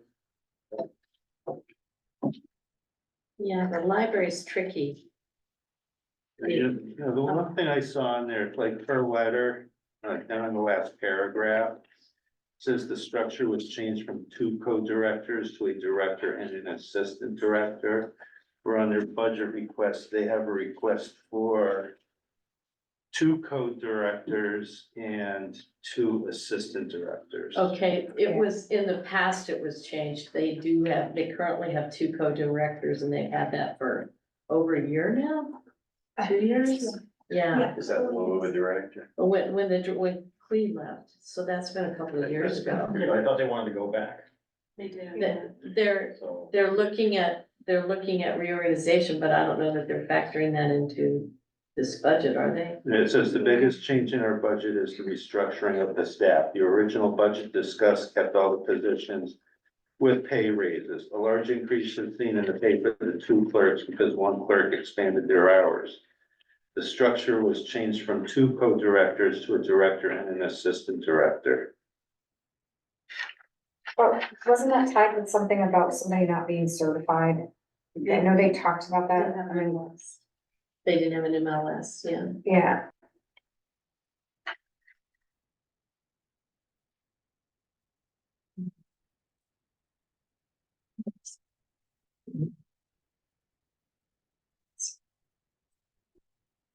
Yeah, 'cause now on their,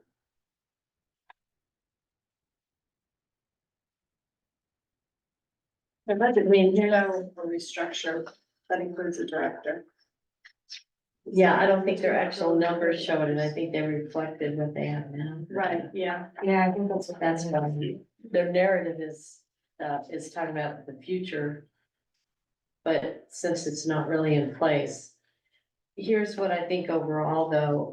First of all, I think they articulated that they were, you know, going based on an inflation figure that was approaching, that was in excess of 10%. The state's put out its official number, which is 6.27 inflation. And let's say 6.3. And I think and I thought it was exaggerated when it came over as a 10% year-over-year growth in that budget. I'm not saying that we just hack it down. I think we have to look at the lines under it, but I mean, just overall, that's a big ask. And, I'm not sure, do you know how much of their,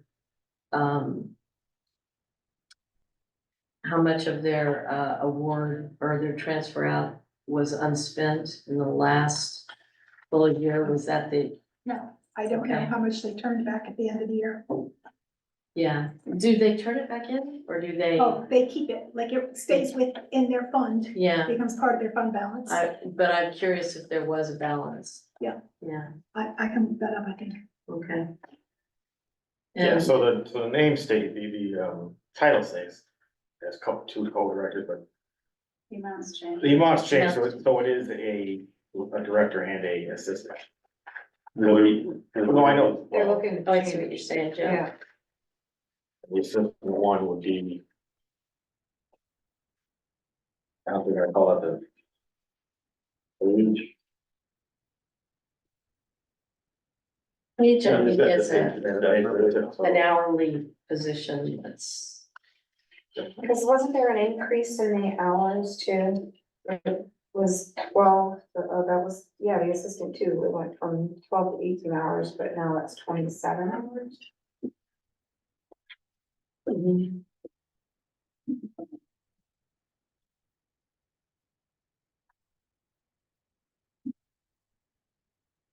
There's something on the previous notes.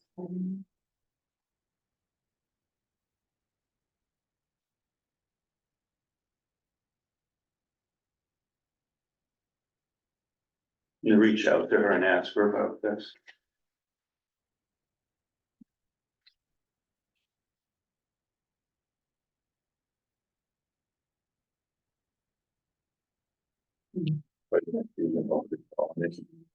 Because, Well, what they're calling it, Well, you got these two co-directors. yeah. And then they each have they have assistant number one, assistant number two.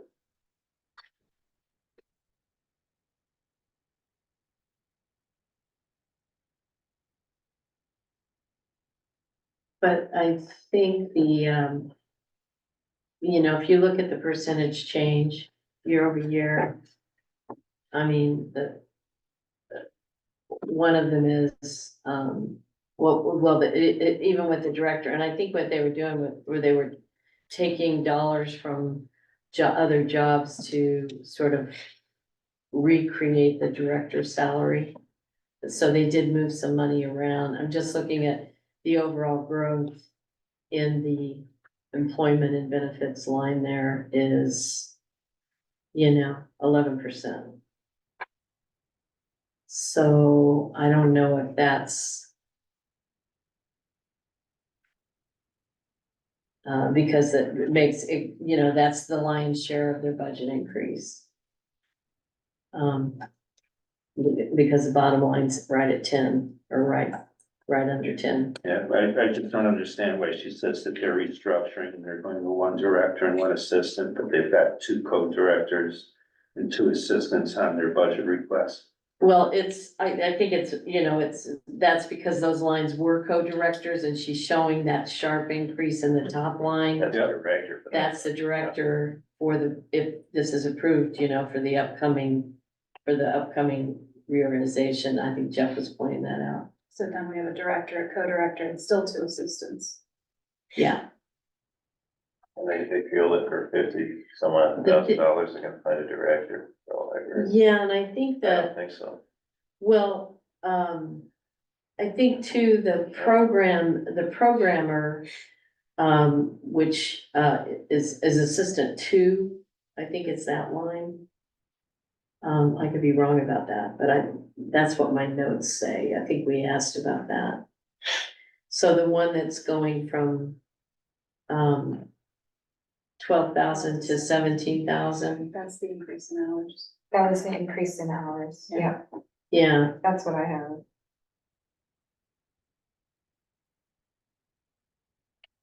There's statistics on library use stuff up, down. Anybody know that? I don't know that either. It's like the seniors, articulate, you know, they're much busier now with it. Well, we have to Or say interest. something that fires up the library and then they'll come in, Yeah. right? Is that what your idea is? Word. We'll have the entire library. Go ahead, Walt. Yeah. You do it this time. Bruce is better than. Yeah, I'll do it. I mean, I don't understand why they need two co-directors and two assistant directors, and then they're getting rid of a director. Now they're gonna have three assistant directors. Like I said, I'm just gonna reach out to her and ask her to clarify that. Yeah, I think it's a problem of fitting into the Yeah. worksheet because that's what she was trying to do in her narrative. They're not gonna have. These under jobs are changing too in that reorganization And I thing. think I thought they were supposed to do something with the job descriptions because I have a notation that they were supposed to submit something. That they were gonna do something about that. Well, we have the comparison of Yeah. what other jobs pay. What other jobs? Yeah. Okay. All And, right, yeah, we did get. yeah, and even in towns like Ashford, it's significant where it's more. You don't. I'm not getting money. I'm applauding you. Thank you. I may not know a lot yet, but I'm getting there. Yeah, it's.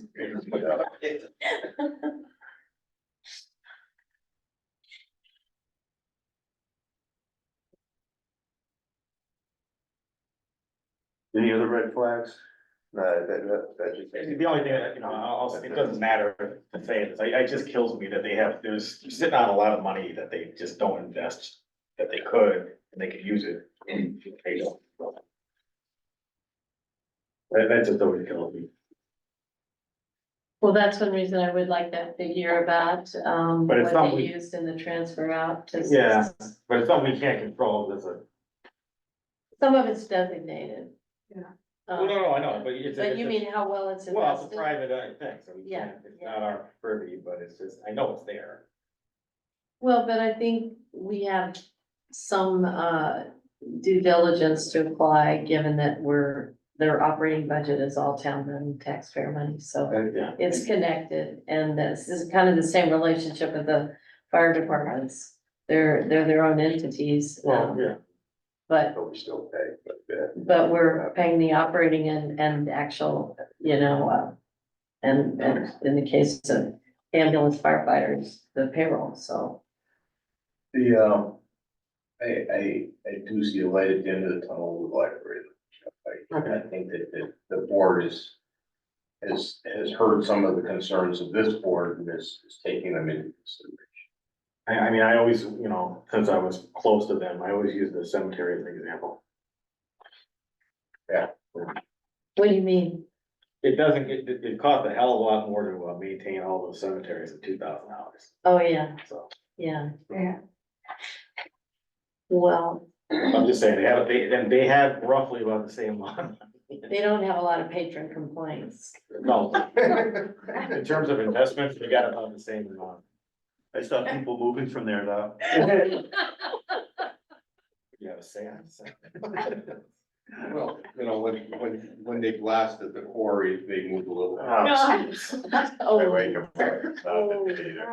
So you said the library is aware of some of our concerns where. I believe they are aware of your concerns, and I think that Are they you aware of asked, that numbers? Karen Ann and maybe even Nick to come in and talk to you, because Nick's got some Yeah, I think it would be good if, Nick's got some concerns too, and I think that he'd like to talk to you. Is he still on? I think it would, Yeah. I think it would be good if they came in as, a board that's approved a budget though, or, Mhm. that there's more than one person who comes in, so. And I believe Karen Ann is their chair and Nick is their treasurer. Right, that's right. That's right. Anything else for library? No, but we should ask them, if we want them to submit,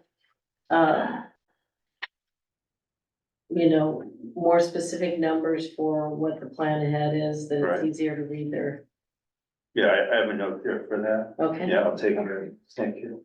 I'd like to understand if it's a director or a co-director, what is it? Just call it what it is. Is it Well, Which they that's, think is saving again, those more are old money. titles. The first one's a Yeah, director, and that's an assistant director. But does that assistant director do programming also? Does it, or, you know, what are the roles? I don't know.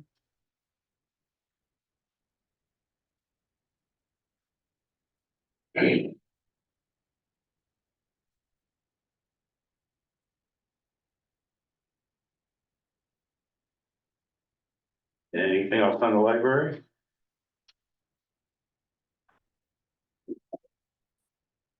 All right, we will move on to fire departments, the ambulance company, fire marshal and all that. Well, first is the fire marshal budget request form.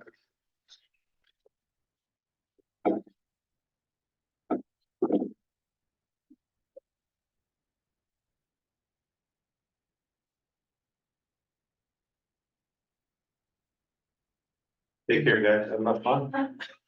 Yeah, I think that'd get time. You- Yeah, really. I wouldn't come here.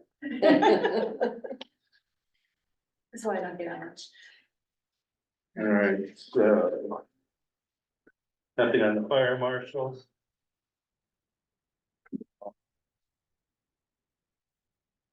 One thing I just wondered, Pete, when you're in your budget, do you foresee, I mean, I know you're planning for pay increases of some kind, or you're trying to think about? Well, that's my question. What we've done sort of historically is given raises to the elected officials and the appointed officials who receive stipends or salaries or whatever. If they have like a year or more service. That's been in the budget in the past. I believe, It's not written in stone. right, is, that's my understanding as well, and I will check into that, but it was my understanding that we negotiate the union budget and then the non-union staff and elected officials, take the same percentage. That's traditional. what I mean. That's been Yeah. a traditional practice. Right, I don't know if if you revisit that or what you. I believe that we have to revisit it each time, even though it's, traditional, we have to, revisit it every time, I don't think it's automatic by any means. Trevor's one of the ones that when he, the fire marshal, he's been in his job more than a year and he did request that we consider for that. That grace or whatever for, Right. So, he Just out of mentioned, curiosity, what is his salary on that? oh, it is, 22,909. Oh, okay. So there's, yeah. Thank you. I don't think that even if he gets the bump, it'll make a significant dent in his total budget.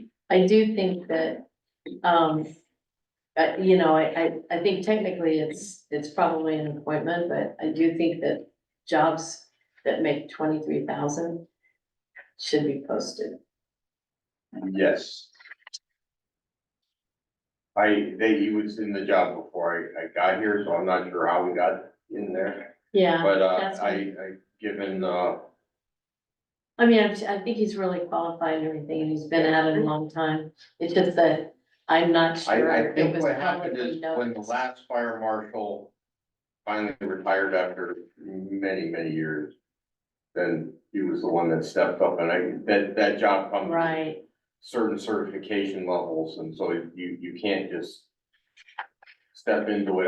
I've No, looked I at know, fire but- marshals at other places, and well, we're getting Trevor, we're getting a pretty good deal. absolutely, but we may also have people who are qualified. Right, I've been looking into other, It's more of a policy thing, I'm not saying Right. anything about it. no, I Great, great understand point. exactly what you're saying, and I think we were, if I was to guess, I would guess that we were choosing from a applicant pool of one, Could be.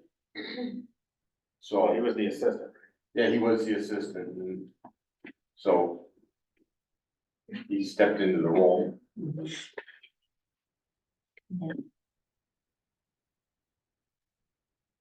All right, so I don't think I have this one. What's AEDs and dispatch fees? AEDs are the hard, The heart healthy, Oh, the automatic, Yeah. electronic defibrillators.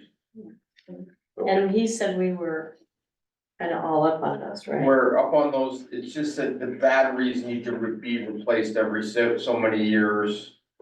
They're And, really expensive. they're expensive, I think they're coming down some though, finally, because they're being mandated for a lot of new places now, so the manufacturers have a, So is that why they just started showing up? And we yes, well, they didn't just start showing up, somebody made them start showing up. That's what I mean. Yeah. Well, yeah, that always. Yeah. That is like every health club now, and anything that where you actually exert effort is now considered in a health club. It is required to have one. Most workplaces have them too. Most workplaces have it. It's over so many square footage you have one, you have them. They gotta be maintained, you gotta change the batteries. I know Willimantic's got a guy that spends a quarter of his time doing nothing but AED. Oh, sure. so we gotta have them. Somebody's gotta have that job.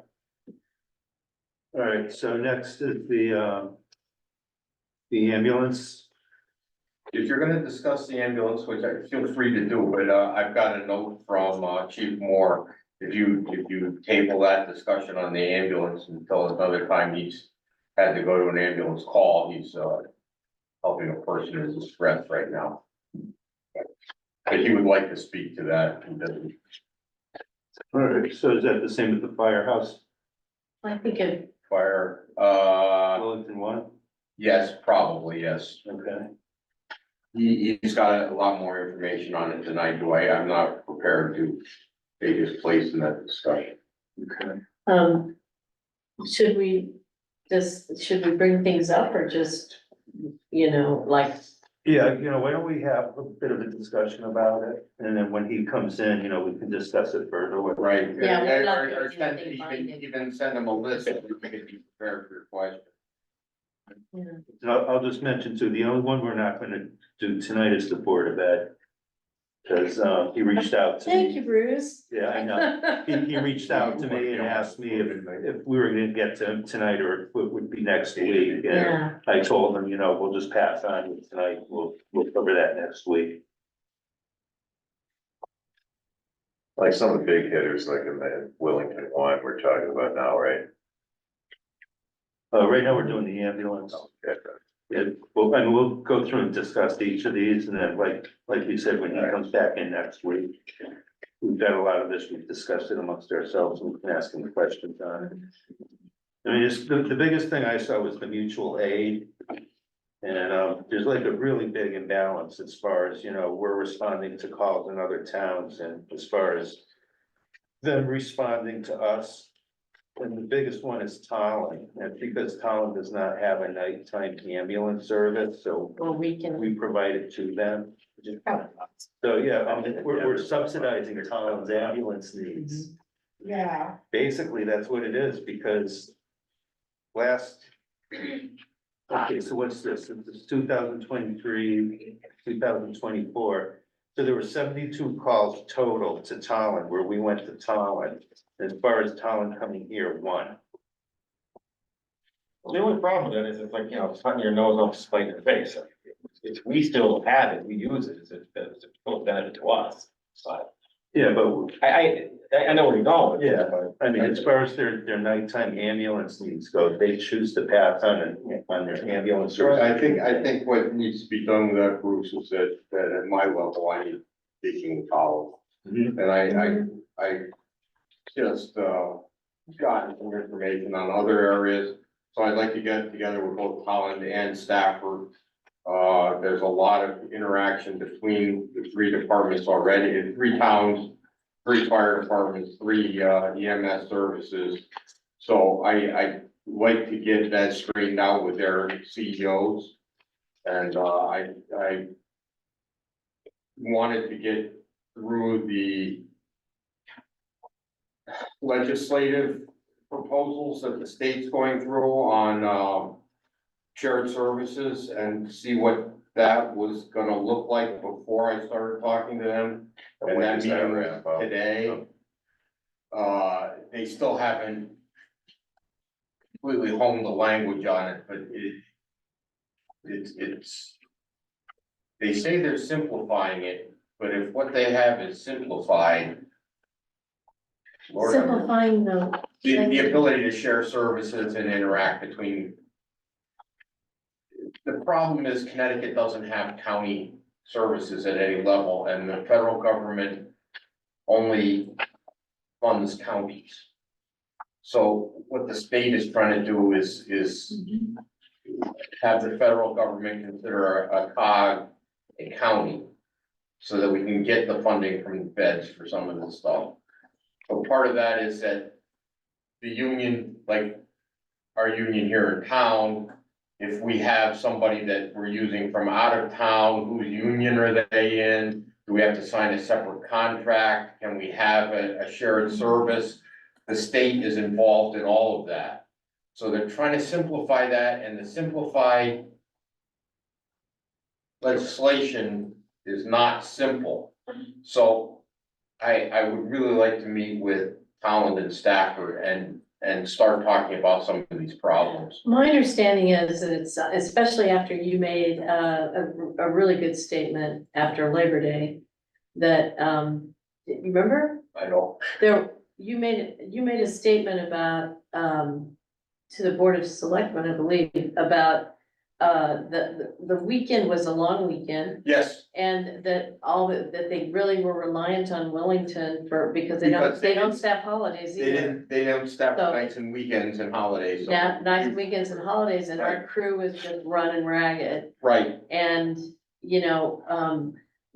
we brought this up, I think I mentioned this to you, Bruce, but we brought this up like, This is- 3 years ago. this has been going on, I And think, it's, longer than that. and when Alex gave us those numbers, which are just partial year numbers, but several months this year. They're really not that different. I figured out all the ratios before, and it was something like 7-1, our calls to Tallinn versus theirs. The difference is Wellington. that there's an increase in calls, the ratio stays the same, so we're even going there. Yes, we're even doing it more. Yeah. And as same for Stafford, it was like 5-1 or something. Right, and we. What the bottom line is, that of the towns, no one contributes more calls to us, and certainly not at that magnitude, 5-1 or 4-1. The only entity that does is Yukon, which is not a town, and is near us, and is state financed. Yeah. And so to me, it's in a different ballgame. Plus, a lot of our residents are Yukon faculty and students especially. So some of those calls, of course, treat their own community. We did But- go there the other day. No, I know. I'm not saying it's one No. way, but like even with Right. Mansfield, we do more calls in Mansfield than they do to us. So, but it's a small amount. Mhm. It's nothing like the Tallinn and the Stafford thing. And the So- union. So I just think, and Union, of course, we do Which all is of theirs for 100%. ambulance because they don't have an ambulance, so. We're compensated for that though. aren't No, we? well, here's the deal. Alex said, we've been asking for them, we costed it out. We figured, I know, Jeff, this is boring to you because you know this story. But it was like 10% of our calls essentially is what we do in Union. And 10% of our population is Union's population. They have like 600, at the time, we had about 6,000. So we costed it out according to our out-of-pocket cost of running the ambulance, which turned out to be around 50,000. It was like 48. We notified them of that. There was some, keep Union on your list too, but Yes, they are. some ability to talk it. I know it's not a perfect science, but what Alex told us this budget season was that all they can afford this year is 5,000. That they are putting that in, and they want to step it up. He didn't say to what degree. If it's like 5,000 more a year, I made the comment that if we wait for that, it'll take, 10 or 12 years to get to the point of what we recommended 3 years ago. So, and I know they're a small town, so that's a big sum that we were talking about. But the state's not really, the state signed off on a primary service agreement between Wellington and Union that says, basically, we need to be their first responders, but without really, a compensation arrangement or some kind of arrangement. Because I don't think the taxpayers were really represented in that process. Let's put it that way. I know that there's definitely feeling in the fire department that it was discussed with selectmen at the time or something like that. But it's still, you're the guy. But see, you have a long list developing, I see. I do have a long list of things that I wanna get done. And getting federal dollars, I mean, that's a long-term process. So what do we do? We need to. Shorter, I mean, I do think Toland's discussing it, so I Right. think that it's on their radar. I'm not sure how long Brian's been over there in Colin. I think he's got a pretty good grasp on it and. All right, he bought me lunch one day, so I'm on his side, but we're working on it. But here's the thing, in a town our size, is it sustainable for us to put this off with good graces, call it mutual aid when it's never the other side of the coin? I mean, yes, they, God bless them, they come running when we need them for a big event, but it's never been even in the years I've been looking at these numbers. And I'm thinking, is it reasonable for Wellington to supply a 24/7 ambulance service if the towns around us do not? Right. I do hear you on that, Steph, Well, believe me. just, The other thing is that we are using we're not separating it out totally as ambulance. So some of what we're paying our EMS people is to be our paid first firemen on the scene, as well as being ambulance. So it's not the total cost, but you're right, we are selling it that it's way. largely, well, but the firefighting thing, added to the salary of the first responders, in the union contracts. And the calls for fires are significantly less than medical. Wouldn't you agree with that? Yes, it would be, the calls for an actual fire, or yes, but, so the problem is the fire calls are also, can be mixed with EMS calls. For the major accidents Sometimes you out need on the both, interstate, yes, you have I to have got it. both. We do have a lot of motor vehicle accidents and other stuff, so that they're handling all that as well. But, yeah, the fire stuff is, Monday night, keep thinking that it's Sunday already. So the payroll, We're gonna be talking about the last fire, so, okay. I mean, it's, fires take up a lot of time and space. So the Firehouse One, the gross amount or whatever is pretty much about 700 grand in payroll and about 200 grand in operating.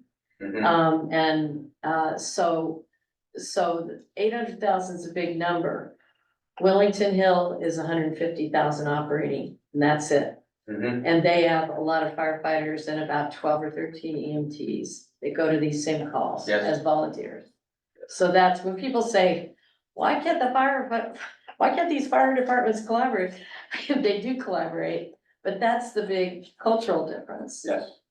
One has a budget approaching $1 million and the other has a budget of 150,000 and all volunteers. So this is a real hard, complicated thing. And add on to that, the lack of tax status that Wellington One has, big capital project on the plate without being good with the IRS. That's been I think they straightened that out, but I'm not positive. no, I know they were working they on said it. that the CPA work is done, but I will look into that the as well. CPA work is done, but I don't think they've started talking to the IRS. And it's been, Board of Finance has listed this before, but now it's more crucial because we're talking about capital projects to invest in and ask the taxpayers to bond. And that to me is like saying, is this a good risk? And if someone doesn't, like, file their 990s, I guess the basic question I have is, what kind of corporation are they? They don't even file their 990s. Well, they don't have a 501c3, which Willington Hill does, and they don't file 990, so the public doesn't know what they spend the money on. I think it's important to know, how are they operating? Are they an LLC? Are they just a private corporation? Because in that case, then it makes public money, a hard thing to figure out. That would be true. I'm sorry, And I just, looking at the. I know you're asking me questions I don't have answers for. but some of, this stuff, you've lived with this. I've heard these Because same by questions virtue of your before work, and, yeah, and, you were on the board of finance. yes, and I'm on I'm the chair of the Emergency Services Efficiency Committee, and I've heard your questions from a number of people. And the problem that I've had is that their meetings are in two parts. The public Right, part and public part. the board. firefighting part, and then the corporation part, and the corporation part is not as public. I mean, And I haven't been attending those because when I asked the question at the first meeting, I asked, do you have an audit? Do you have a recent audit and can we see it? I was told the town audits everything and it's all known. I don't think it's part of our audit, but maybe it is. It's not, just the money that we give them is part of our audit, the fund transfer part, Okay, but there are private monies we don't know anything about.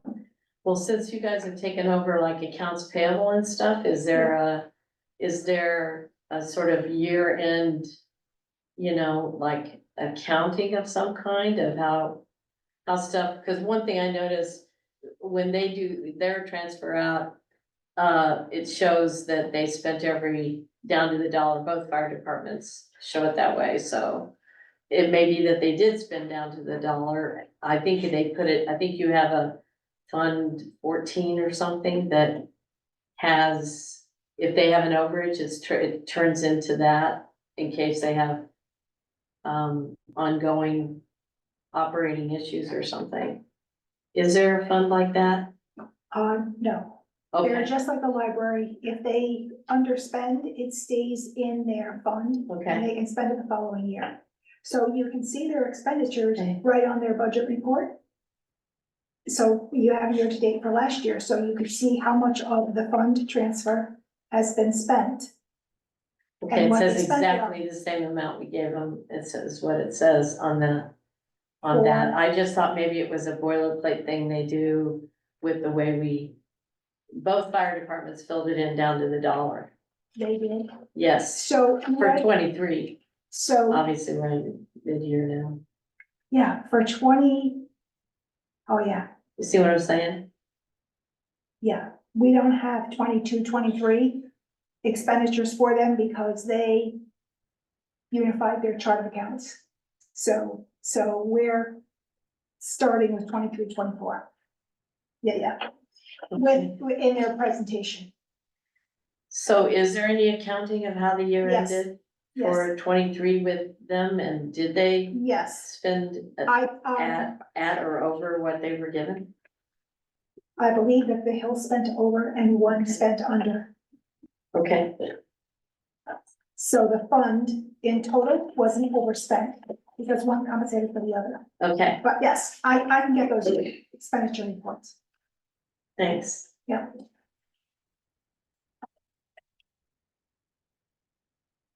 Anything else on the ambulances?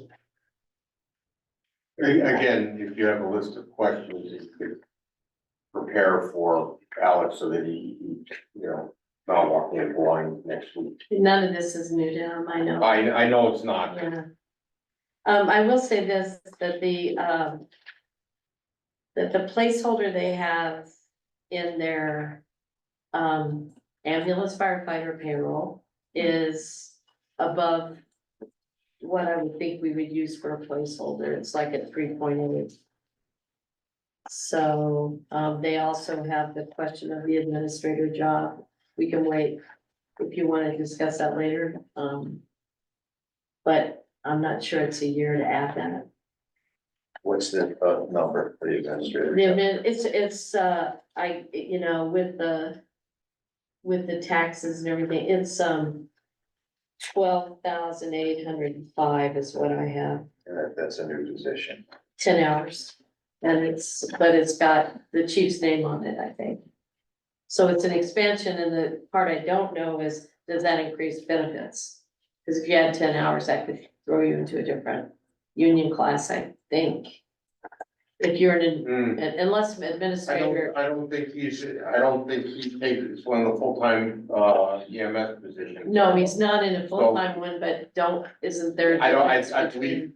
20 hours and 30 hours, say, I don't know what his schedule. Yeah, is. I don't believe he's in, I think he's volunteer for most of his hours, so I don't think that comes into play, but, you'd have to check with him, that's a, Yeah, like, and they gave us two, they gave us one with an administrator hours and one without. Both of them have that same 3.8 placeholder, which, I would take down. I'm not sure about this, so I'm not gonna, fight a battle for it, but I think the 3.8 is getting everybody around this about 6 or something. We're trying to hold on to our part. What do you mean EMS. 6? The Who's Stafford, Collins, Mansfield, EMS pay went up significantly, when, minimum wage went up. Because they weren't high above minimum wage to start with. So when minimum wage bumped up, a lot of them bumped up, and it's harder to get somebody to put a leg back together at 3 AM than it is to fry fries. Are those for contracts? I mean, is that for the 24-25 budget year that it's 6%? I think that was, the 23-24. So they're trying to catch up now. They were behind, and then they went way behind. So I think that this is trying to keep them in the ballpark. I don't think they're gonna be, I think they're still gonna be well below the lowest EMS paid people around us. If I heard Yeah. and of course, sometimes I don't hear things correctly, but that's what I heard. I understand that it's fluid because the negotiations are starting and. Yeah, we don't their know. negotiations just started as well, and I did They have? Alex ask? Aren't we supposed to be? Yeah, I was about to say, I thought Alex asked you guys to have a representative. He did, he never got back to me though. I discussed it with him a couple of weeks ago. He said that they didn't have a date yet. I told him that I had 2 people who were willing to take part in the negotiations, but that they could only do it in the evening. And he said he did not have a schedule yet. And he said he did not know either if the union was willing to have somebody come up and speak in the evening. So I haven't heard anything more from him. Bruce, should we ask for board nominations for that? That's what we usually do. All right, no, I don't want to interrupt this current flow. Well, it never got to a point where they gave us a date or anything. Right. So I mean, I do have 2 people who are willing to do it. And we can do the nominations when it comes up. But Yeah, I just figure It is we're not gonna come have up to yet. act fast if it's coming soon. You think Speaking they're of which- talking? I don't know where they're at. I have no idea. I'm sorry about that. Do you know? Speaking of which, we're gonna have, town employee union negotiations coming up. And if I remember correctly from the last board of selectmen meeting, which I was there, but we were gonna ask for a board of, finance member to sit in on those negotiations as well. Right. And we sometime after the 18th, I'll be asking you folks, formally for a nomination. they are not ready to start negotiations until the beginning of May. So, I think May 2nd was the first date they gave us as a possible opportunity to start negotiating. I think it's fragile to put placeholders in budgets for payroll that are at odds with what the town rate has been, Mm-hmm. or B, signifying, that in a very challenging budget year that we would, be willing to go that high or higher. So I'm just raising it. I I'm just understand your raising point, it. yes. And doing I'm some being negotiated perfectly time, frank. and, you know, the number and saying, Yeah. well, you know, Yeah, that's what I mean. Yeah. It says, yeah, you would never do something like that, like in the industry or whatever, like Mhm. put it out there, this is what we think, and, it doesn't work that way.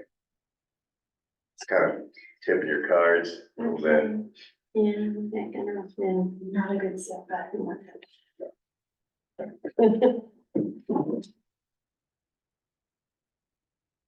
Right, so let me just ask you this stuff, so the 990, Mm-hmm. so which department files a 990? Wellington Hill. Right.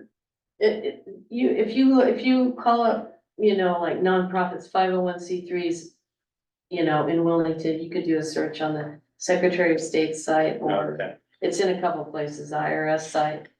You will get Wellington Hill, you'll get there's several, Wellington Scholarship Fund, things like that. They're all up, they're right with God on their 990s.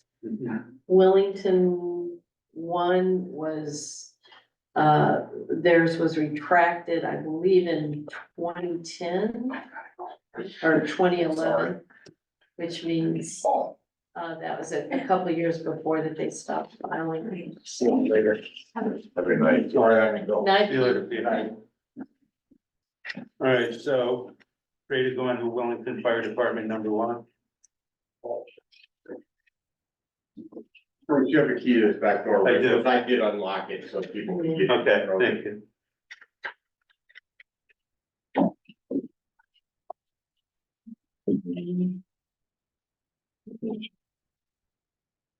The building expenses down 800.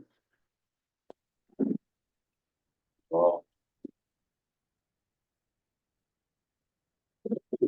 That's, well, if you want, Right. Well, building expenses, okay. So this is minus the bunker gear, right? That Yeah, I they, didn't see it on, yeah. the gears here, protective clothing, that's your, that's that's the the, ad, right? $9,300 That is ad. 22,800, yeah. what's a change of 9,300? Yeah. Is that right, Donna? It was 41,000 for both departments, so. Yeah, so 20,500.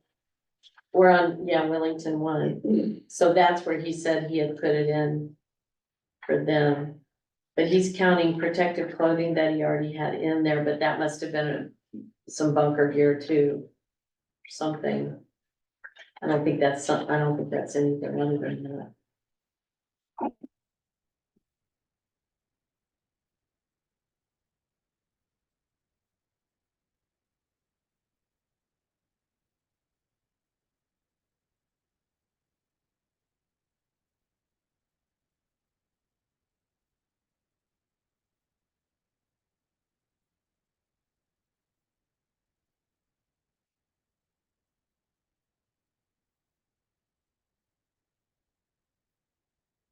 Well, they went down a lot at, Station 1 on the utilities, didn't they? And they closed it. That's gonna be another discussion. Yeah. What would it cost to repair existing versus, what, Right. maybe I misheard, but I were in here several weeks ago, like talking about the building envelope, and now it's a much bigger deal than. Because how much of it's been disturbed. But it's still, I can understand that better. I This don't was know the- that following, I'm getting a If the little, building to repair it with all damage. oh, yeah.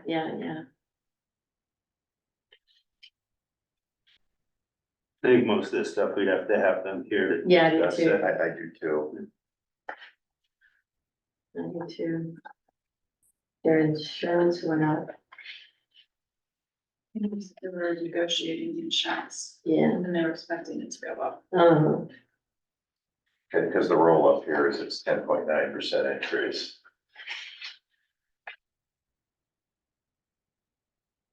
Yeah.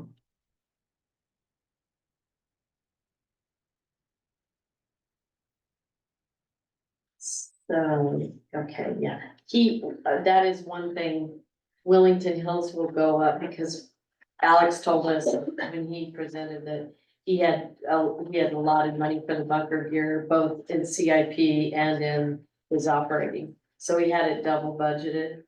So he won't, so his budget, his line will not change, since CIP passed their plan without the bunker gear, that 41,000 in there, agreed to, to propose their budgets with that in as a sort of recurring cost, since it looks like with OSHA standards, it's gonna be required every year to replace, their schedule will require it to be that, is have to replace it so often. Everyone has two sets, Yeah, everybody has to have two sets. and it's outdated in 10 years. Nobody can share them. If they get a new, they get a new hire, they have to fit that person, because the fit is specific.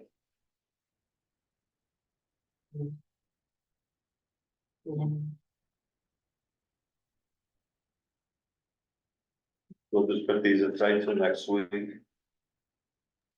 I will email him and tell him that we're doing their discussion next week.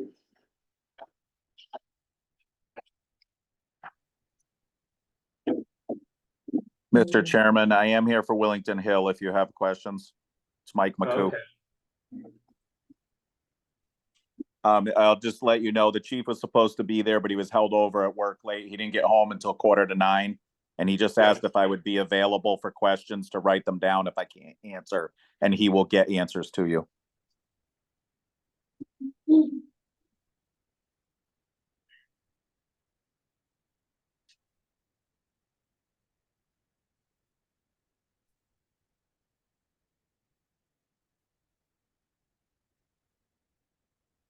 Did you know anything about the building maintenance over 25 Old Farms Road? I do some. Feel free to ask a question. I'll tell you what I can. It's going up. Yeah, $2,000. $2,000 from 9,000 to 11,000, and so far they've up less than half of what they were granted last year. Right, so the roll up to using the building more happened a little slower. Partly because of delays in getting members who were available to do some of the work on the building. And the conditions down at Station 13 at 426 River Road necessitated finding a place to move all of their equipment quickly, and a lot of it was moved into the building at 25 Old Farms, the former church, to store it. So that building is partially being used as storage for Wellington One's materials, and it is partially available right now. There are just small meetings happening, local support groups and things like that. And so the hope is this year is to roll up a little more activity with that building and get it functional as a hall space. Possibly derive a little bit of revenue from that if we can, but really just to get it more usable. So that's my understanding about the increase. And there is also money earmarked. We did hear the questions about the what revenue is derived from the house rental. There is money in the account, and I don't know if the treasurer sent that in yet to you guys. If not, I will make it a priority in my notes tonight that gets done. No, he sent it a few weeks ago, I think. Yeah. It's. Okay, all right, that's good. There also is potentially a significant chunk of that money earmarked to put an ADA bathroom into the former church building. That was one of the discussions that was had when the town went through the various zoning and building permit approvals when the fire department purchased the property, was that as time went on and revenue allowed for it from the rentals, that the fire department would upgrade the bathroom for ADA capability. So that is one of the future expenses planned from the house rental revenue.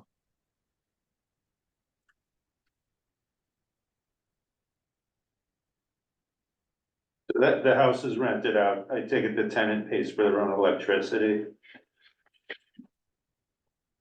Yes, it's pretty much a standard rental type situation where the the tenant pays for their utilities. And even the well and septic are separate from the house and the church building. So the tenant is essentially paying for their own water because they're paying for the electricity to run their well. Yeah, because they're asking for $1,000 for electricity. That's, yeah, it says for house, electricity, 25 Old Farms Road house. Yeah.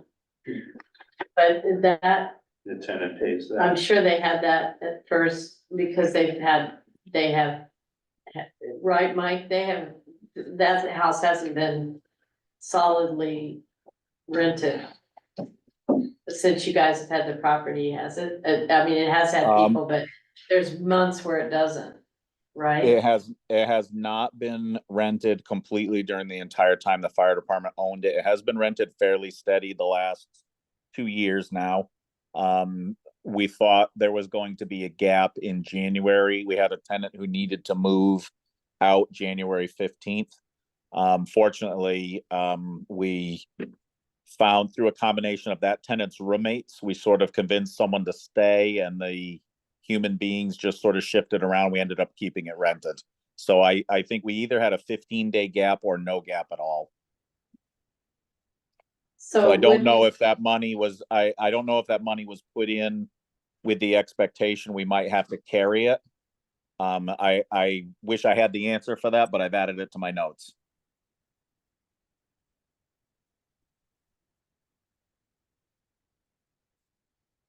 And then heat and propane too for both buildings. There's asking for $4,500, but so far they've only spent in the area of 1,200. I will ask about that also.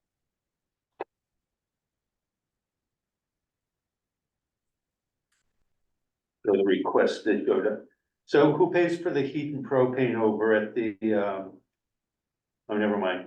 Yeah, that's for the church. Mhm. Got it.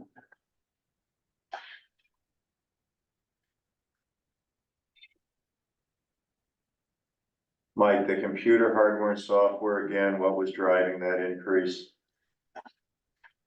The computer software for the fire station or for 25 Old Farms? No, that's for the fire station.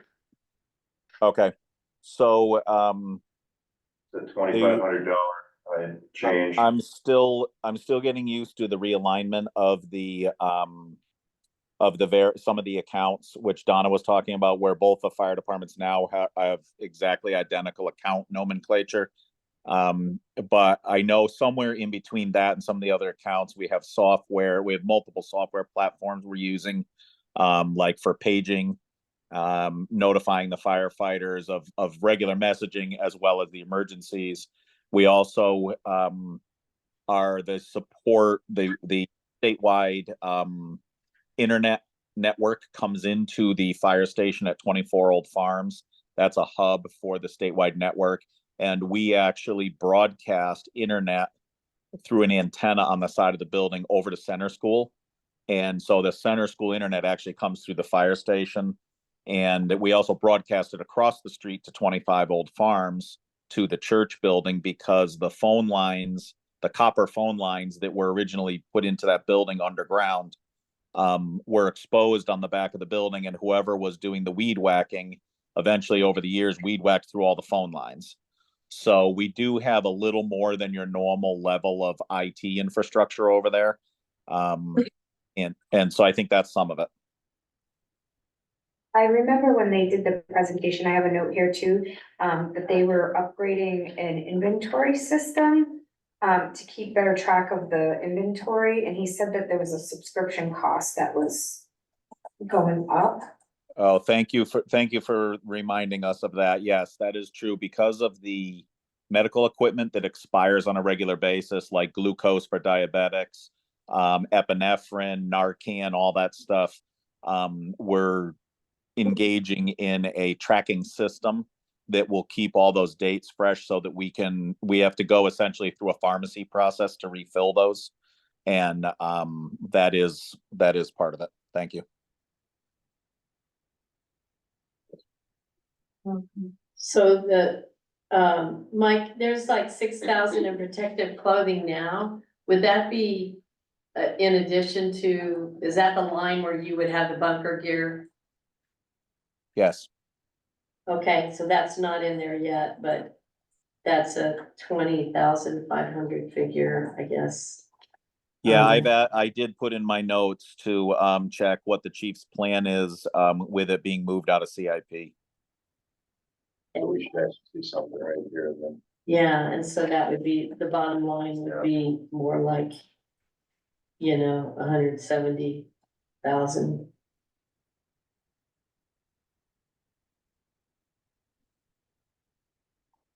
Yeah, as was discussed in CIP, the gear is always a challenge. Part of obviously the way the majority of the emergency services are staffed in town is by volunteers for both departments. Even with the paid people at Willington One, that's only 2 people at any one time. So recruitment is critical, and fortunately Willington Hill does a pretty good job. And as a matter of fact, right now I believe we have 7 junior firefighters right now, and so they don't need up-to-date gear yet. But we're coming into that time, and those juniors, the people my age now look at them and think of them as kids. But I was that kid one time, and now I'm on my 41st year. So those people are the future of the department. So we just don't know, and they're all different shapes and sizes. We can't predict long term, so we have to just sort of keep reacting. What's the lifespan of the protective clothing, Mike? 10 years. And the reality is, people who don't use it as much, the gear can stay in good condition a little bit longer. But it's very hard for us to justify using it unless they are a non-structural firefighter, because if anything happens, the industry standard is very clear that gear at 10 years old should be taken out of service. So we don't really have a leg to stand on if someone gets hurt wearing gear that's 11 years old.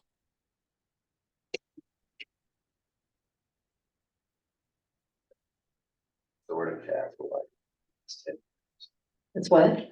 When you look at capital, you see, was it originally in CIP and it's being moved or?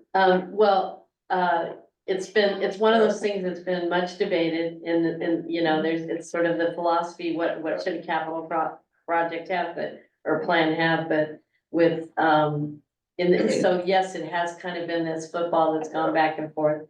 But I think the difference is that it's more firmed up, that they have to replace it more like clockwork. Yeah. I'm not sure if it will always work out to be 4 suits a year for each department, going forward. If that's a standard that we can figure, it's always gonna be 20-something thousand in each department here going forward. It's unpredictable. Yeah, that's the thing that's different, is that OSHA says, when it reaches 10, you've gotta not use it, period. It used to be, I'm sure that you could look at it, and if it was lightly used or something like that, you could continue using it, but now it's expired and you have to replace it, and everyone has to have 2 sets because of toxins in firefighting, and you may have a call, you go out, a second call, you go out, you can't use the same gear. Yeah. And we do apply for grants, and as was mentioned in the CIP, quite a while back, we managed to get a grant which bought quite a few sets of gear, a real lot of gear. And so it was a great savings to the Wellington taxpayers at the time. I mean, obviously it's tax money from somewhere, but out of the Wellington operating budget, it was a great savings. But then at the end of the 10 years, all of a sudden you had a huge quantity that needed to be replaced. So you do get hit with a larger lump when you do things like that. The good news is for 10 years, you saved the money.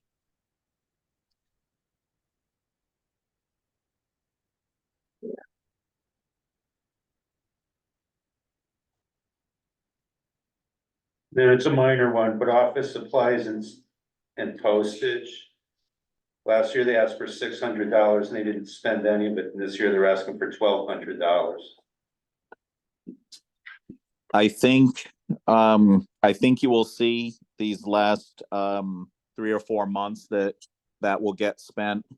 And part of that is we hold off on a lot of our activities until late in the budget year in case something unpredictable happens and we need money. So we do hold off on certain things. It is trending low for sure. And that philosophy gets us in trouble sometimes because people look at a budget season and say, well, what are you doing? Wait until the end of the year and then you're going to burn up the money. It's really not that. It's holding off to make sure we have the money. So I think you'll see an accelerated use of that money between now and June 30th.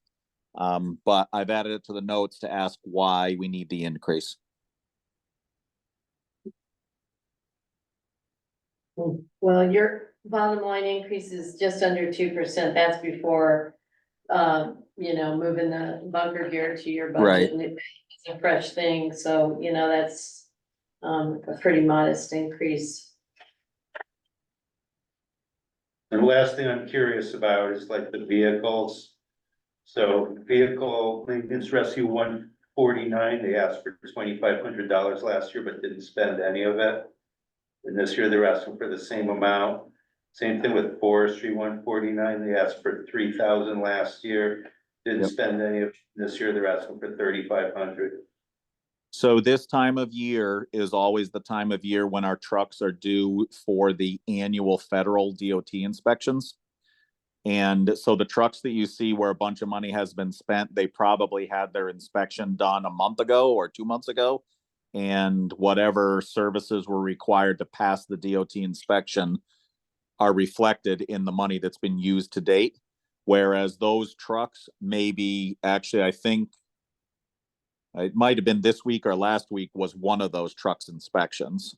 So then the bills will come in soon for those vehicles. So you won't, at the end of the budget year at June 30th, you will see some reasonable amount of that budget spent. The zero right now is just because that truck hadn't had its annual.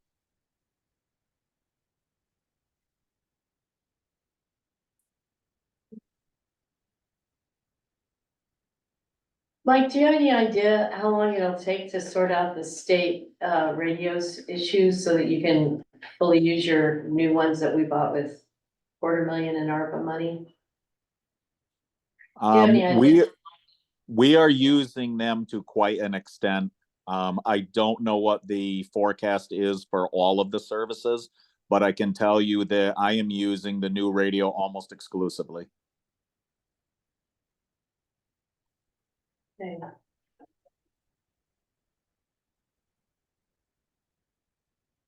Any other questions for anybody? No. All right, thanks, Mike. Thank you. Thanks. I will Yes. I will get these questions to the chief and have him get an answer back to you, Mr. Chairman. Yeah, I'll send him an email tomorrow too, letting him know that the discussions for the departments will be held next week. Great. Thank you. Have a good evening. All righty. My battery's out, so I'm gonna say goodnight. Thank you. All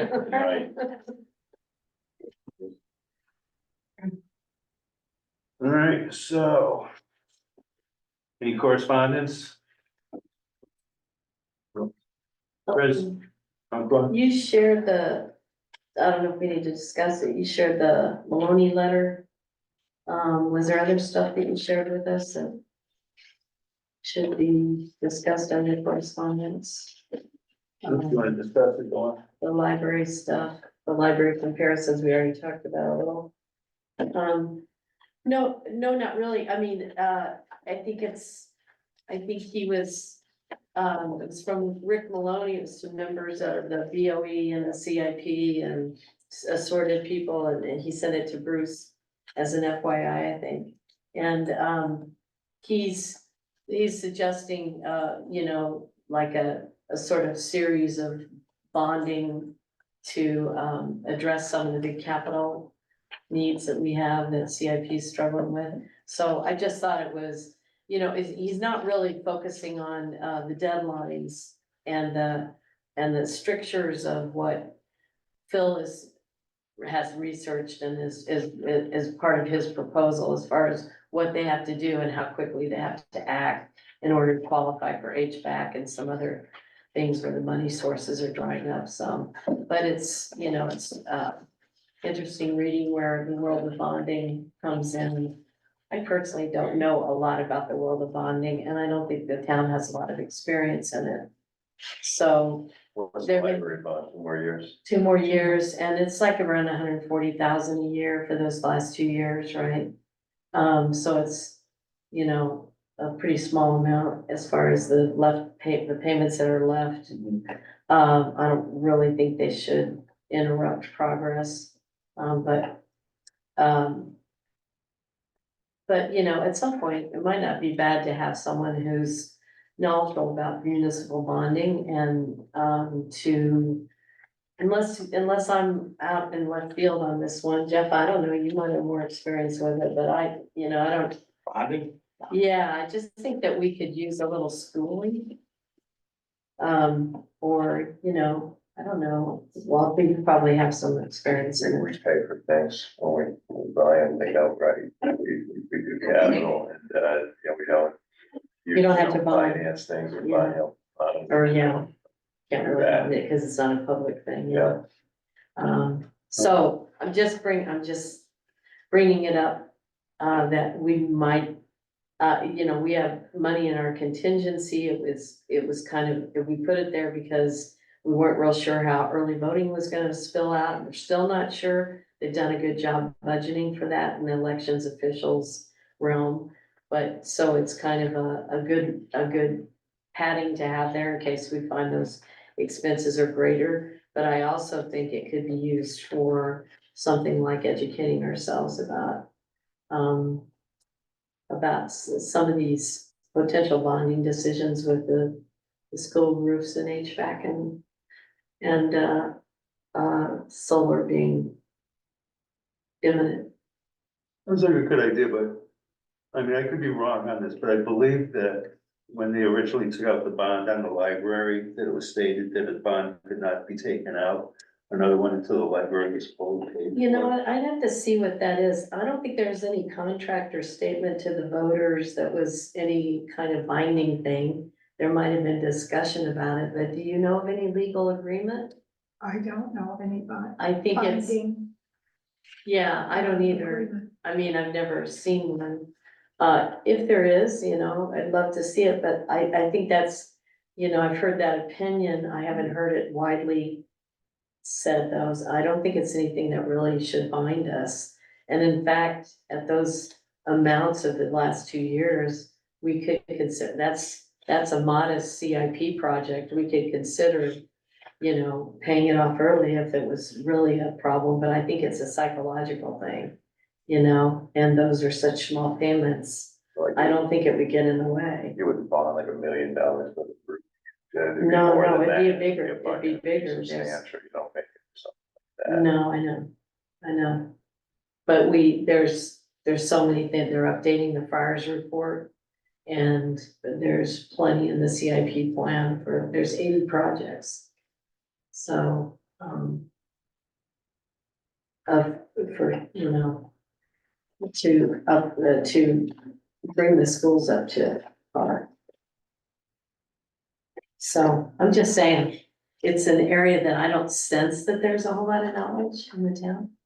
And Board of Finance may be an area that We might be crying for it, I don't know. I want that graduation.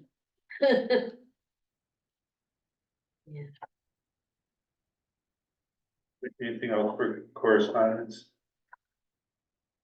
Okay, present to speak, public participation is desired and encouraged. Speakers will be limited to time and appropriateness of comments to maintain progress, stay on topic, and maintain decorum. Do we have anybody for public present to speak? I'd like to say a few words if you don't mind. Hey, Ralph.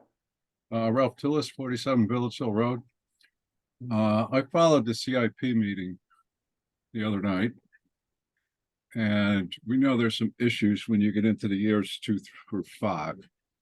I have concerns about this board trying or not considering the impact of possible future plans. And by this, I mean, if we try to avoid a mill rate increase this year for this financial year, I think that's a mistake because we know, looking at years 2 through 5 on the CIP, there's going to be a nasty hit as far as required revenue to cover some of these projects that will require bonding. The comment earlier about not having experience with bonding, I think with the school issue, Donna acquired quite a bit of experience with bonding. She may not be the perfect person to chase after bonding, but she sure learned a lot, as did I when I did my financial analysis of the school project. If we grant money in the current year for a capital project that we know is going to carry over into future years, we need to make sure that the dollars required to maintain, to cover that bond is recognized in the CIP and by the Board of Finance. I have a number of notes here, so forgive me if I scan them a little bit. One of the interesting things about bonds that I learned was there's two ways to approach a bond, level payment and level principal. What we chose to look at for the school was level principal. In other words, your payment on the principal is constant year to year, but you're paying interest on the unpaid balance. So over the life of the bond, the dollars required for interest goes down. With level payment, the early years of a bond, you're actually paying less per year. And the question I have, or the consideration I think we should be giving to, is it possible to float a bond with level payment for the first 5 years or first 2 or 3, whatever it works out to be, once everyone gets their more definitive plans together as far as capital projects, to pay off an initial bond for one project done on a level payment basis. That keeps the financial impact down in the early years, and then pay it off with another bond, and that's going to be initiated for a different project. Food for thought, because I think running out the numbers over the course of 10 years is going to be essential to somehow manage what we know is coming as far as a gradual increase in the mill rate. One issue with respect to present to speak and the course of a meeting. One of the comments that's made for present to speak is to maintain proper decorum. Decorum equates to etiquette. Etiquette means not speaking over someone else, not having a side conversation. What we have now with hybrid or fully Zoom meetings is we have the owl looking at everybody in the room and trying to track voices. And when that thing has to scan from a side conversation to the main speaker, back to a side conversation, or when people are speaking over each other, which there are a number of members who have that propensity to jump in when they should really let someone finish speaking. This makes it impossible to actually understand what anyone is saying if you're attending via Zoom or if you're watching the video on YouTube. So I would hope that the members of all boards, committees, and commissions would kind of keep that in the back of their head and avoid some of these side conversations or speaking over others. It's most annoying when I'm sitting here following a meeting. Other than that, that's all I got to say tonight. Thanks for Thanks for your report, Al. listening. All right, have a good evening. All right, anybody else for present to speak? No. Good and welfare?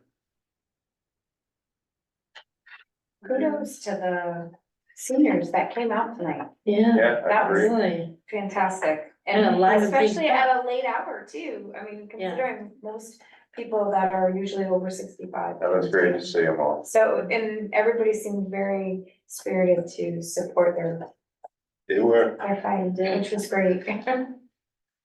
So kudos to them. They were, but they were very polite. They were. and everything was well said, Well. so it's, It's a different generation. yeah. Meeting adjourned. I said we could learn a lesson. Yes, we could. Right, meeting I'll adjourned. move to I'll move adjourn. to adjourn. Second. Aye. Aye. Aye. Good, great stuff.